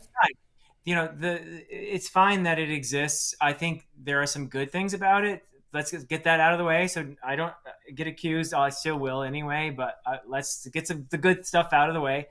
Goodreads is a great place to keep track of your reading. Mm-hmm. There are reading communities that form there. That's all very positive, in my opinion. And there is nothing wrong with making enjoyment your be-all and end-all of how you rate books. That is fine with me if people want to do that. What I have been trying to just sort of nudge out there a little bit here and there is this message that, hey, there are other ways to appreciate books besides enjoyment. Some of my favorite books have been books that I didn't particularly enjoy, but stuck with me, that made me think, that made me actually uncomfortable in ways, but that I felt like, I needed that challenge in my life. So enjoyment to me is one facet of reading that should be celebrated. But I feel like Goodreads is not single-handedly responsible for this, but Goodreads is part of this perception that enjoyment is the only thing that matters. And I wanted to come out there and just say, look, there are other things to appreciate about a book other than how much you enjoy it.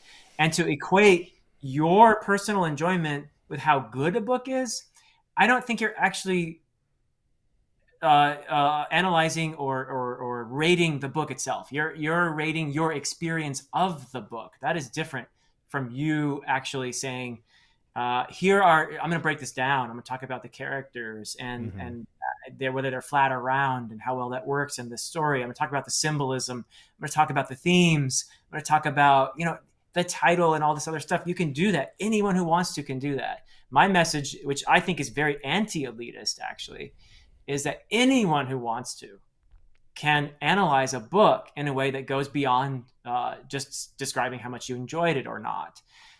You may find that you have a lot of positive things to say about a book that you didn't enjoy, or you may even say, yeah, I enjoyed this book a lot, but there's really not much depth to it, or something like that. That I think there's just so many more subtle variations in terms of engaging with how we read. And you don't have to do this. If all you want to do is talk about how much you enjoy it and give your book a 3 or a 4 stars or whatever, great, that's fine if that's working for you. But I'm just trying to say there's more to it than that, and that you can appreciate what a book is doing and find other facets of it besides how much you enjoyed it to discuss and talk about if you want to do that. Yeah. So, all right, here we go. What's your take? I poured Gatorade into my whiskey cup. Look how blue it is.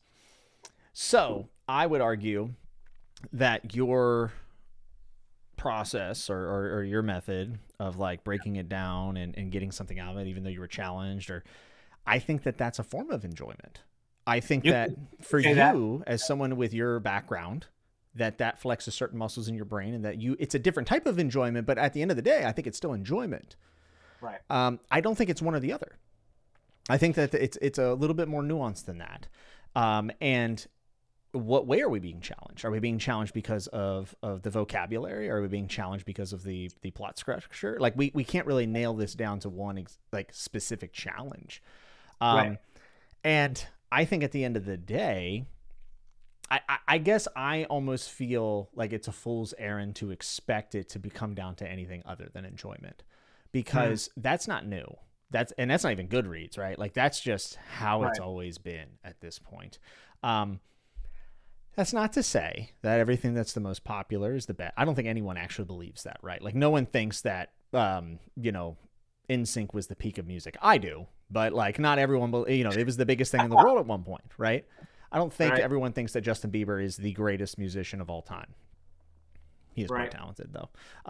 So I don't think that popularity should be confused with objectivity, but I also am so suspect of objectivity in general. I find that what happens with the idea of like breaking down, and like you're kind of talking about breaking down elements and agreeing on things, but I would bring to you the example of someone of like a Steve Donahue who absolutely despises Blood Meridian and thinks it's literal garbage, and then who is, for all intents and purposes, critic, and then you have someone like a Harold Bloom who absolutely loves it. Like I find that troubling, because like who is objective in that circumstance? So on the topic of objectivity, I don't think anyone can be completely objective. That is not possible. Mm-hmm. That said, I think that you can be more objective in how you assess a work of art or a piece of literature. You could just go with, I like this, I enjoyed it, therefore good. Or you could go on the other side of it and start to analyze and break it down and talk about those elements that we were just talking about, and recognize that there are certain things that this is actually doing really well. Maybe I didn't enjoy it, but there are certain elements of this that actually are well executed, and that that is separate though from and again, you can't be completely objective in that, but I think you can get closer toward objectivity if you want to. Again, this is totally up to whoever. It's a free country, all of that. So you don't have to do that. But if you want to understand why you enjoy a certain book or author more than another, it's actually a fun thing to do to me. I think it's a skill. In fact, I was just talking to Joanna about that. We were kind of talking about like why we still do this. And I said, because I'm still finding out ways to talk about the things that I love and I dislike as well. I am Like, too. yeah. So it's a skill. I think that some people like to sharpen that skill and get better over time. Now, this is where I'm going to build a bridge here, because I agree with you. There are times where people have an objective tone about something, and it comes down simply to whether or not they like something or not, and they're not being fair in many ways, and that bothers me. I have this complaint. I actually think that this problem is far worse for TV in visual mediums. I think that at this point, it's pretty much not worth it to talk about television online. Like I am very disenfranchised with the entire thing, outside of like certain spaces and people that you can talk to. But I think that in a lot of ways, like with Goodreads, there are a lot of people just using their own system. Now I know Goodreads says like rank off enjoyment and do this, but like most people are doing their own thing, which is a little bit weird. I know, and that's why weird. I'm very so obviously I'm coming from a certain perspective here, but I am very suspicious of collective renderings of judgment on art, on books, stuff like that. Like it's pretty obvious to me that, at least this is my perspective, Goodreads is very much a popularity contest of a sort. And I don't necessarily think that what is popular, I'm not questioning any individual's, scores or ratings or feelings. If they're talking about their own enjoyment, I'm not going to disagree with that. If you enjoyed that book like it was a 5, great. If you didn't enjoy it and you gave it a 2 or something, that's totally your feeling, right? But I think that it's almost useless to put all of those different methods and your enjoyment and my enjoyment and their enjoyment and put it all together and think that that is somehow a measure of the quality of that book. And often I personally find that books that I respect and think of as being particularly brilliant have relatively low scores on Goodreads. Yeah, I mean, I always joke. I say if it's a 3.5 on Goodreads, it's an absolute slammer of a book. It's probably a genius work of art. Yeah. Well, because you're more likely to have more 5 and 1s, right? Which means that regardless of, like, for instance, A Little Life, a book that I am exhausted by and I never want to speak about again, really, unless it's in a personal setting, is something that is going to it's going to be a 5 or a 1 star for most people, because it's saying something and it's delivering it with vigor. And you're going to react to it. And I don't necessarily, I guess I have trust that a lot of people will look at a 3.5 book and not get turned off by it if they have been around long enough. Like I think there are people who will not even look at a book that has less than 4 stars on Goodreads. I don't disagree with you. Disagree with you. But I think the readers that maybe you would even want to attract would look away from that. Probably. And also at the end of the day, now you're an author, right? Like you put your book out there, you put it on Goodreads and stuff. So like at the end of the day, like that's the game that we play at some point. Like if you only wanted like someone who could break down what you're doing and stuff, then, you would have privately distributed it among colleges and scholars, right? Like you would be like, why would I release it to these dummies? Right? Like, why would I do that kind of thing? But really though, I mean, at some point, like you have to accept that once it's in that process or in that system, that it is what it is. And we can't really ignore the fact that, especially with Goodreads, right? Like the popularity contest is largely driven by the system in which we live, right? Yes, you're 100% right. I put that product out there and I hate thinking of it as a product, but there it is. It's a system we live in, right? Commodified. And people are going to do what they want with it. And I have no say in that. That's why I said, I think to maintain your sanity as an author, stay away from Goodreads. Don't even read the reviews. If you want to feel good once in a while, maybe you could read the 5-star reviews or something like that. But even then, I think having your state of mind depend on other people's judgment of your art is a very precarious place to put yourself. So I listen to people that I know and respect and try to improve my work. And once it's out there, well, that's key. It's out there. And I'm not going to make myself have a bad day by reading 1-star reviews of my book. I'm just not, and that's a space out there for people who are talking about their experience of the book. I'm not going to disagree with them. So Well, as I long as guess they're my actually, next segment of you reading 1-star reviews is off the table. I get no, I'm just kidding. I would never do that to you. But we also have to. something else. That would Yeah. have been so funny. And I'm like, you know what, Philip? I don't care about your feelings. We're gonna do it live. No, I'm just kidding. Yeah. I mean, that could be fun, but yeah. It would be fun as long as I vetted them and they didn't personally insult you, possibly.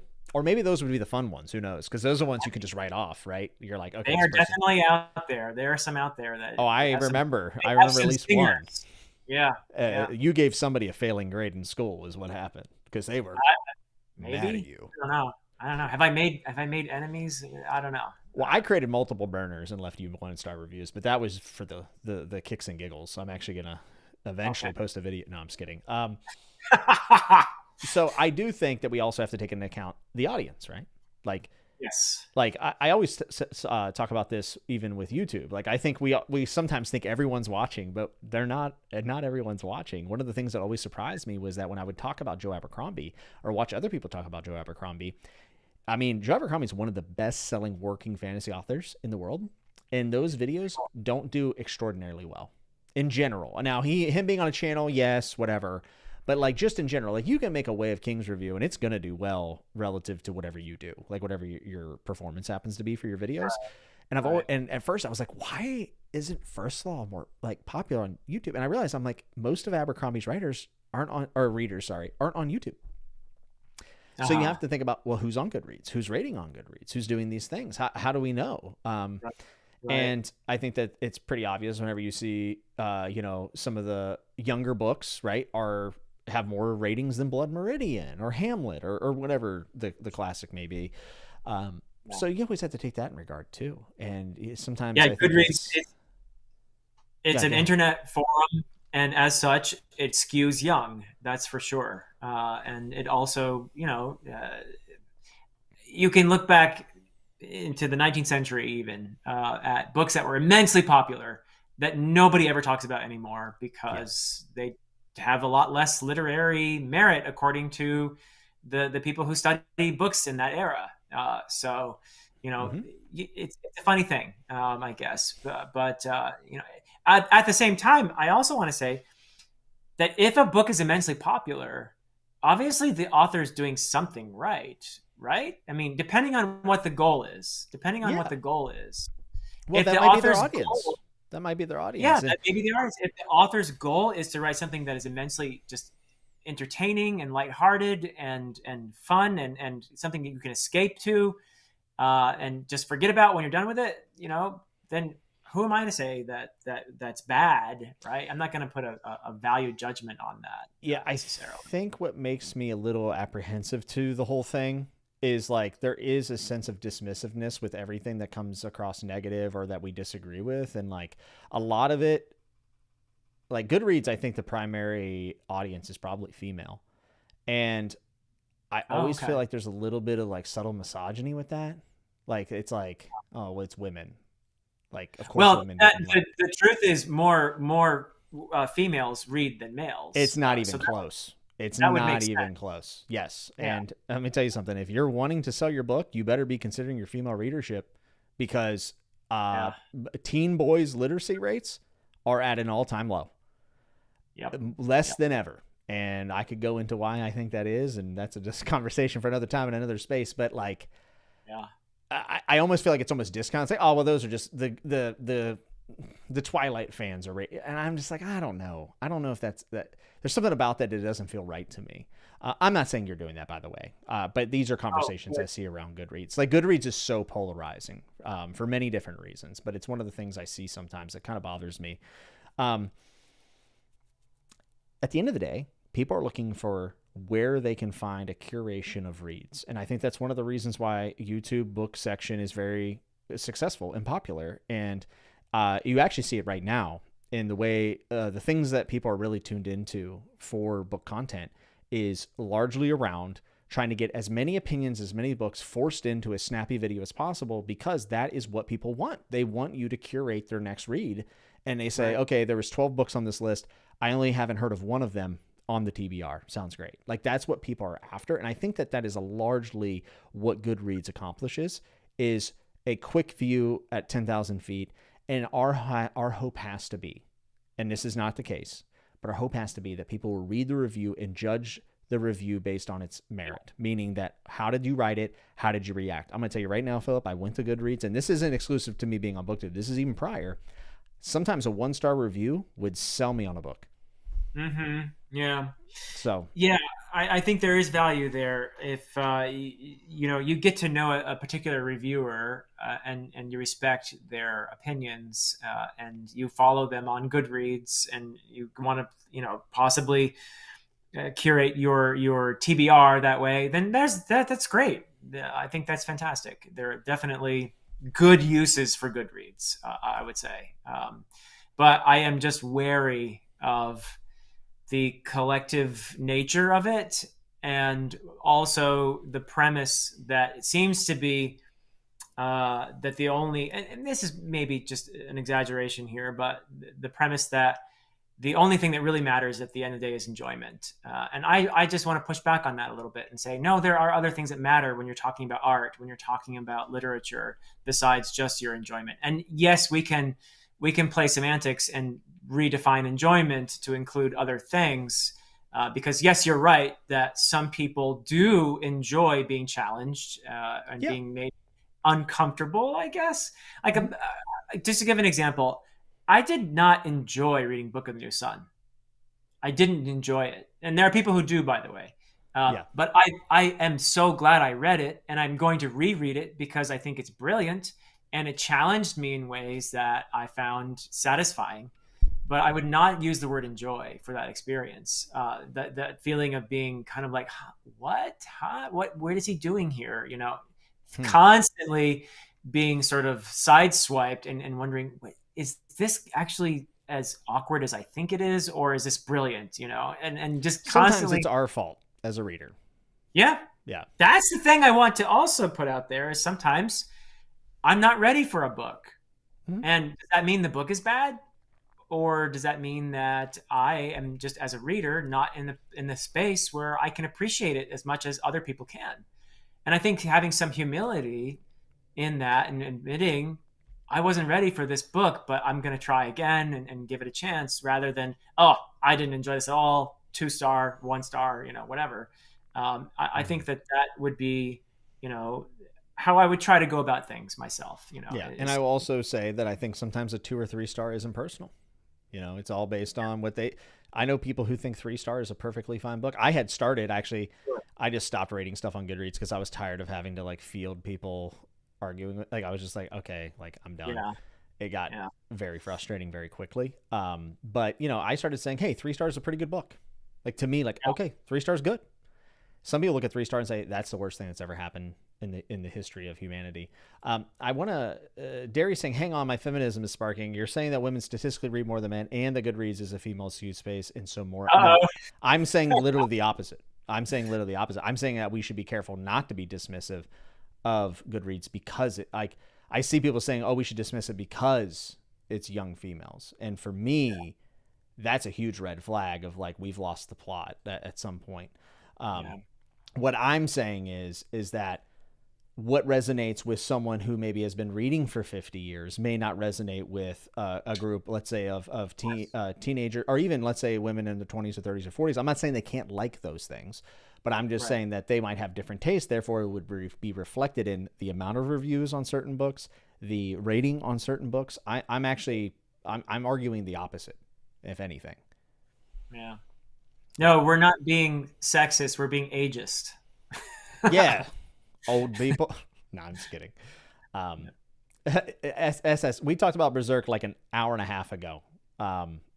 Philip might read it. We'll see. If I read it, I'm going to talk with Jimmy about it because he's my man for Berserk, for sure. Yeah, absolutely. And Laura says here, being ready can mean different things too. Are you not there in your reading journey to read something that in depth? Are you not in the right mood headspace for it? I mean, mood. There's so many external factors, and this is again why any claims of like this is the correct opinion always rubs me the wrong way. Right. But we And come across that all the time. You know how many comments I've gotten over the years?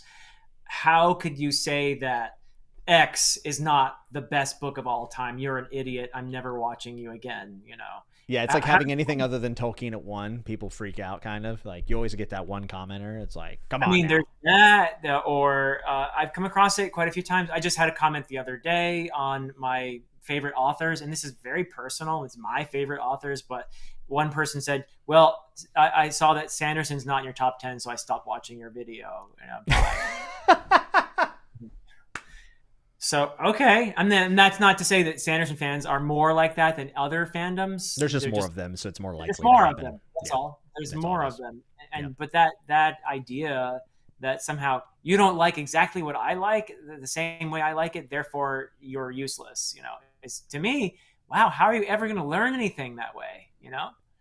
Yeah, I mean, I listen to people talk about books that I think aren't great all the time, and I love still hearing their opinions about it. I have a friend, Ben. He has a Wheel of Time tattoo. I love hearing Ben talk about the Wheel of Time. I dislike Wheel of Time, but why not take a second out of my tribalism to hear him out and to hear what he got out of it? Because that's something that, you know, as a human and as someone I care about, like he's had an experience with something that meant a lot to him. So why? I have a whole channel dedicated to the things that have impacted me. So it would be hypocritical of me not to hear them out. It's not always about like shouting down the other opinion. I mean, like also like it's not that deep either. Like sometimes it's okay to just let someone have their piece. Like it's totally fine. I mean, it's one of the things that bothered me so much about how I saw people treat Alan in the One Piece things. It's like there's room for his opinions. Yeah, absolutely. And to say that it would taint some new person, well, they're spreading misinformation. You know, there's a lot of feelings about how to experience a story and how new people should experience it. But at the end of the day, like you have to trust the person going through it that they're going to be able to make those judgments for themselves while taking in external information. And we're affected by everything around us as we read. So to try to limit those things can be kind of noble, but at the same time, like you can't stress yourself out, or you just got to explore it and have fun with it. For me, Attack on Titan is a manga / anime that I have so many complex feelings about. And I have a friend that thinks Attack on Titan is the GOAT. And I have friends that think that Attack on Titan is literally the worst ending of all time, including Game of Thrones. Wow. And Lost. Like literally they think the end of Attack on Titan is it ruins the whole thing. Huh. And I'm somewhere in between those two. And I talked to those people as I was reading through it. So like, you know, I had to process those things, but at the end of the day, I kind of trust myself with my opinion, and I still listen to both of them rant or rave, depending on who I'm talking to about it. Yep. That's how you learn. I mean, if we all agreed all the time, that's so funny. Yeah. If we all agreed all the time, it would be a pretty boring world, I think, you know, about art. You know, and if we all had the same exact opinions and we all had the same top 10, my goodness, there would be no reason to even have BookTube anymore, really, you know? Yeah. And also like,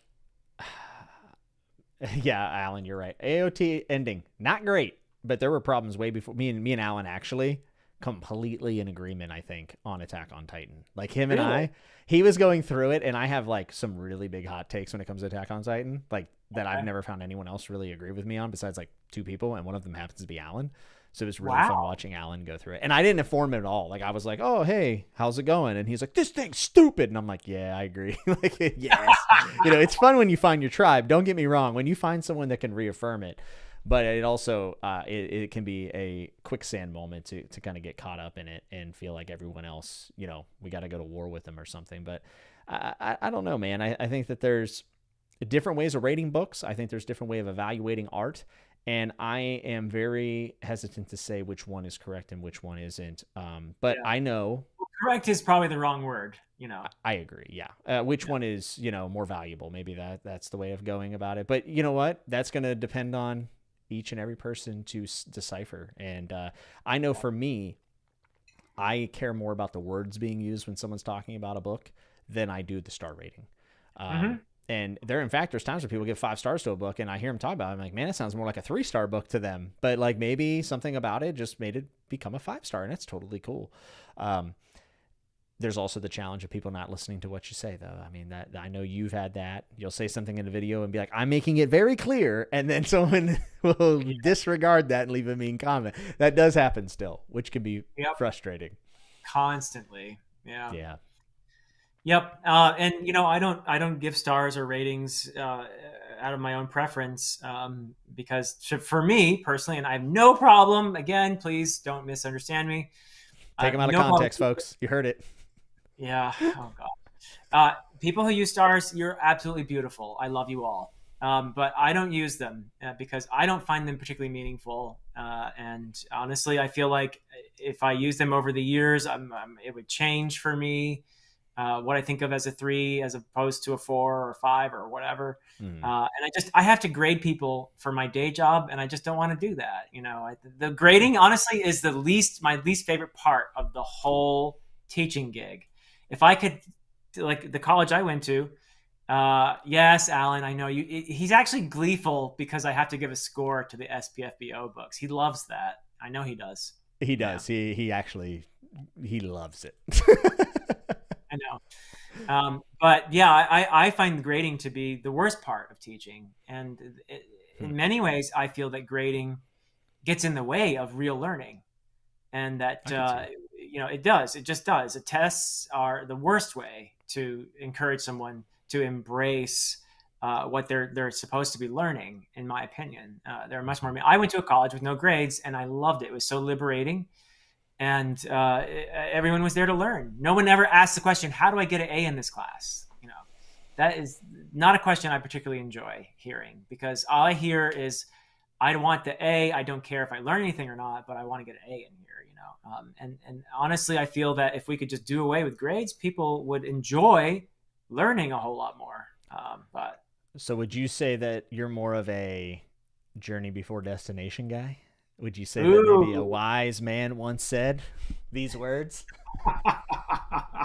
I love how you included the quote that would most irritate Alan along with the change in perspective there. That was what I do.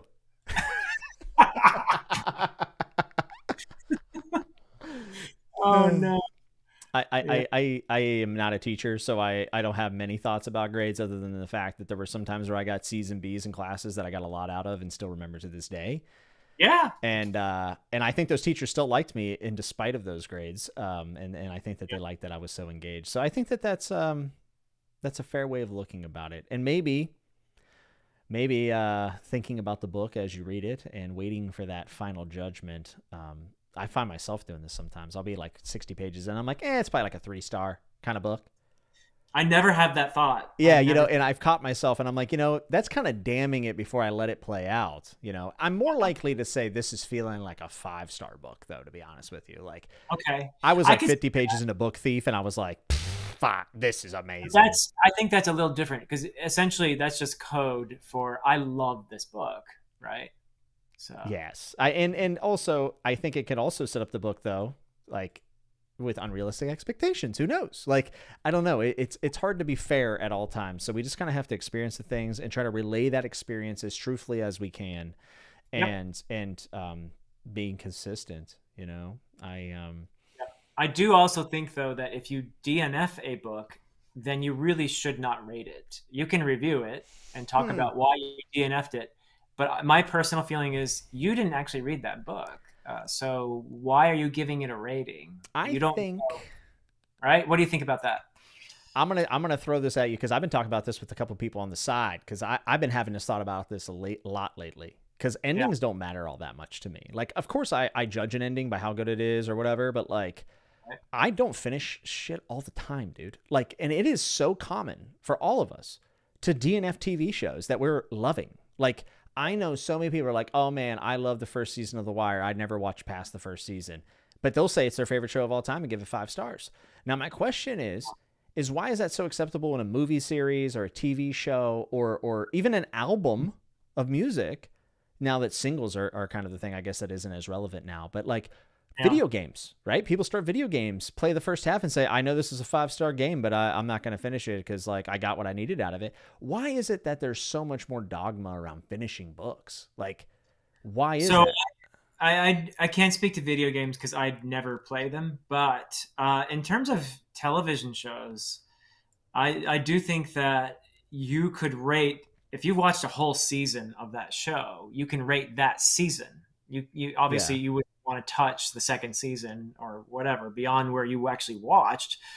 You could even theoretically, because TV shows are broken up into episodes, you could rate that episode. That's a different thing, though, from saying I'm rating the whole season. So as long as you're upfront about that, I don't think that's a problem. I would equate that to rating a book in a series, right? Rating an episode in a television show. If you don't finish a movie, on the other hand, I don't think you should rate it. I really don't. I think that you should be able to say whatever you want about it, why you stopped watching it, and all of that. That's all fair game. But to rate it without having actually seen how it plays out is unfair, in my opinion. And you don't know. It could have actually gotten better. And you might have actually appreciated by the end. Maybe the ending would have actually changed your perspective. How many times have you read a book or seen a show where the ending actually changed your perspective on what happened before? Oh, certainly. I mean, it's kind of common, I would almost say. But who's to say that, like, parts of a book can't be broken up? You know what I'm saying? Like, if you want to rate a chapter or something like that, I guess think it's a little cloudy, I guess. And as someone for me, so for instance, I'm just going to throw this out there. Like, I could end The Book Thief today with an hour left on the audio. I could end it right now. And I would say I would recommend it. I would literally go out and be like, I would say, hey, I didn't finish it, but man, this book's amazing. What if it got just like totally crapped the bed in the last, part? I would say, hey, I don't know about the ending, but I'm going to tell you that first 75% of that book is an absolute slammer. You know what I'm saying? Like, I don't do that. But for instance, actually, this is maybe a good example. Heroes Die. I was done with that book about 65% through. Ending's really good, by the way. I actually think the ending's excellent. Very satisfying. Did the ending actually change your opinion on the first part?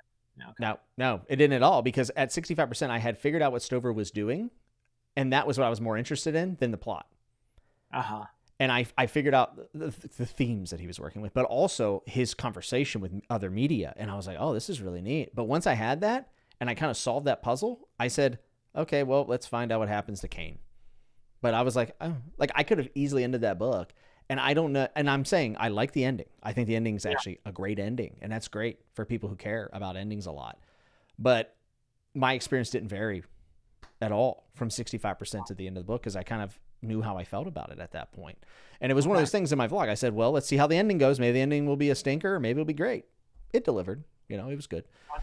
So I guess I'm just like a little bit confused about the disparity between a book on the one hand. And I'm not saying that it doesn't, that there shouldn't be a difference. I'm not saying that. I actually think that part of it is because books are far more engaging, and that's my bias coming out as a reader. But I feel way more attached to the words that are printed on a page than watching something on the screen most of the time. I do too. Yeah. But I am so willing to walk away from TV shows and video games. And with a book, I almost feel like not DNFs, but I'm talking about books I'm enjoying. I almost feel like I have to finish this thing. Whereas, like, I don't know, maybe a series would be another example, but everyone knows I'm in the middle of like 55 series and I haven't continued any of them. So that obviously isn't that big of a deal. Maybe that's my version of quitting a TV show. Yeah. Maybe. Yeah. But no, it's a little complex, I would say, but I still feel that if you give up on a book, then I think the more honest thing to do is to explain why and talk about your experience with it, but not to give it a rating. That's my opinion, and people are free to do whatever they want, but I would personally never do something like that. Of course, I don't rate books anyway. So I was gonna say, you don't think ratings really matter anyway, so like, right. Yeah. Who cares? That is actually the attitude I think you have to end up with, though. Like, if you're going to create stuff. Hey, by the way, I can relate to you. I had this same stuff in wrestling. I had people who would go online, and I had people who would be like, I saw Jimmy Nuts. He was amazing, blah, blah, blah. And then I had people who would give me 1 star and say that I looked kind of fat that night, and they hope Yeah, I mean, we laugh, but like it was detrimental to me. I mean, it would Are you make, serious? You're not oh serious? yeah, absolutely, 100%. Yeah, What? like he's never gonna make it. Or I had people that wish death Yeah, upon me, but did which was people really fun. literally give you a star rating? Did Mhm. they? Yeah, yeah. I think there's still a website out there where I have like a 5, and there's like a 10-star and a 1-star, and someone's like, he good build, nothing special about him, and I'm like, who the fuck are you? Like, you don't know me, you don't know anything. You know what I mean? But That's a thing. People rate dude, wrestlers. dude, wrestling fans are so brutal at times. I Oh, know a lot of really great wrestling fans, but I know some. I mean, yeah, I mean it's a cosmetic business, you know, and that was wow. good. So I'm not coming at you as like I'm only a reviewer. Like I've been on the creation side of things and had to deal Yeah. with it, and these are things that I've thought about. And I've always taken solace, and for me, and this is probably where you are too, I took a lot of solace in the fact that the people that I considered peers or respected a lot gave me the seal of approval. When William Regal came out of one of my tryouts and said, "You were bloody perfect in the ring today," I said, like Wow. literally, that was the highest achievement for me. That is to this Wow. day in wrestling. That was it. I said, I got one of my favorite performers of all time. I got a thumbs up from old Arn Anderson on the side. That means more to me than any 10-star, 5-star rating I got online or anything like that. Wow. That is Uh, awesome. Yeah. yeah, and that's personal, right? Like that doesn't like that's not me saying people shouldn't rate or whatever, but it's like that means something to me personally on the backside of this thing that people don't see, you know. So I know I know what you feel at times, you Uh-huh. know. So I don't want you Yeah. to think that I'm just coming at you as the reviewer, you know, white knighting for the reviewer. Well, But no, and reviewing it plays a very important role, and authors have this weird, I'm sure, love-hate relationship with the whole thing because on the one hand, it hurts when people say mean things about you, but on the other hand, these are the people who are spreading the word about your book, so you kind of need that too, don't you? yeah, So I feel like you have to accept, as you said earlier, you have to accept. I put this thing out there in the yep, public sphere, and people are allowed to say what they want at that point, and do what they will with it. It's beyond my ability to control. Because that is not within my sphere of influence, I choose to basically stay away from it myself. I got a great example, bro. Someone just gave this stream a thumbs down because this new software tells me. Someone literally at this very moment gave a thumbs down. Wow. But I kind of love it. I'm not gonna lie. I'm like one of I these mean, that's weirdos. engagement. That's engagement. Well, I always when I there's a lot of people that struggle back in the day whenever thumbs down was available, and I always said, you know, if you have 300 upvotes and there's 2 people who are downvoted, it's like if they were in a room, who would you go hang out with? Like, who would you care about? You'd be like, I'm gonna go with all these people. Like, who cares? And that's always the attitude I've always had about it. It doesn't really bother me, but it was ironic that it happened literally as you were talking. It was probably because of me. I hope Probably. so. Yeah. There's always one. There's someone who like religiously downvotes my videos. It's kind of funny. Same. I think I have a couple people who will probably as quickly as they can go into every video of mine and give me a thumbs down. Yeah. Yeah, and Ryan says attack. No, do not. I support their opinion. I tell people you like it. If you dislike it, dislike it. Yep. There it is. You agree to this game when you put yourself out there. That's That's how it. it Yeah. is. On the other hand, I think most people engage in this in good faith. And there are people who put their criticisms in ways that I find actually very helpful, Yeah. and that's great. They're actually trying to help me improve, and I appreciate that a lot. That they would even take the time to do that. Oh yeah. So, to me, again, it's a little bit like ratings and stuff. That thumbs down, what does that actually mean? What is it they're thumbs downing? We'll never know, probably. It might be the new camera angles. It's probably Alan talking about your camera angles. He Yeah. did say he thumbs down every single one of your video, which oh wait, I highlighted the wrong comment. One thing I'm going to tell you about this new streaming thing is the ban button is dangerously close to the add to stream button. So at some point, Ooh. somebody's going to get banned on accident. And I apologize in advance. It's going to happen on accident. Philip, I've taken up 3 hours. This is the first 3 hour episode in a while. I cannot believe it, because this feels like we've been at it for like half an hour, maybe. I've had a blast. This has been fun. Yeah, man, it's been good catching up with you. And, I'm always glad that me and you can talk even when it's on opposite ends of the spectrum, or I'm trying to like play devil's advocate a little bit. You're always fair game, and you're always up for it. And I do appreciate it. I love it. Yeah. I have a lot of respect for you as a peer, but also just as my friend. So it's mutual, absolutely mutual. I will always push back on you, and I hope that you always push back on me, because those are the type of people you got to keep around. Those are the good people. That's right. You got anything coming down the pipeline you want to tell people about? Oh gosh, you mean like videos and stuff, that kind of thing? Yeah, videos, books, an audiobook that should be out any day now. Audiobook, yeah, I want to push that. Everybody check out pre-order it. Audiobook narration. It is not out yet, but any day now it will be, because we're just waiting for Audible to say, yep, it's good.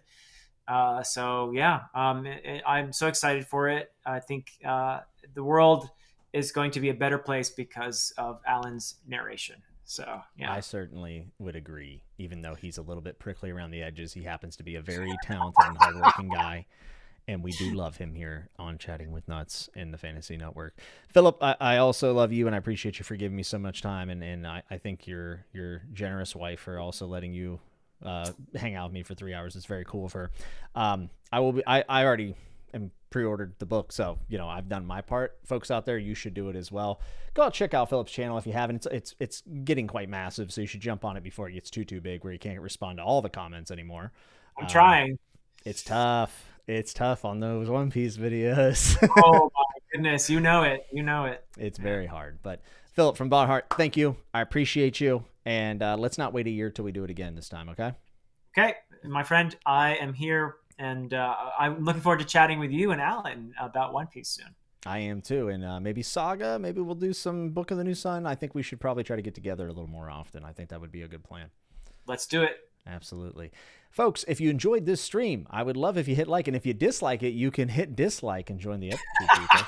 If you love it, first time here, I'd love to have you around subscribing, where this show is always evolving and changing. I'm always trying to put more work into it to provide you the top tier kind of production that you can have for book content. That's my goal, and that's because I respect you guys spending your time here. I know there's a million other places you could spend your time, and you choose to do it here. So I am very grateful for that. And you're always the third guest, and you're always a wonderful piece of the show, and you're integral to the quality and the success of this. So thank you guys so very much. And until we see you next time, be good, be safe, and remember to always keep turning the page.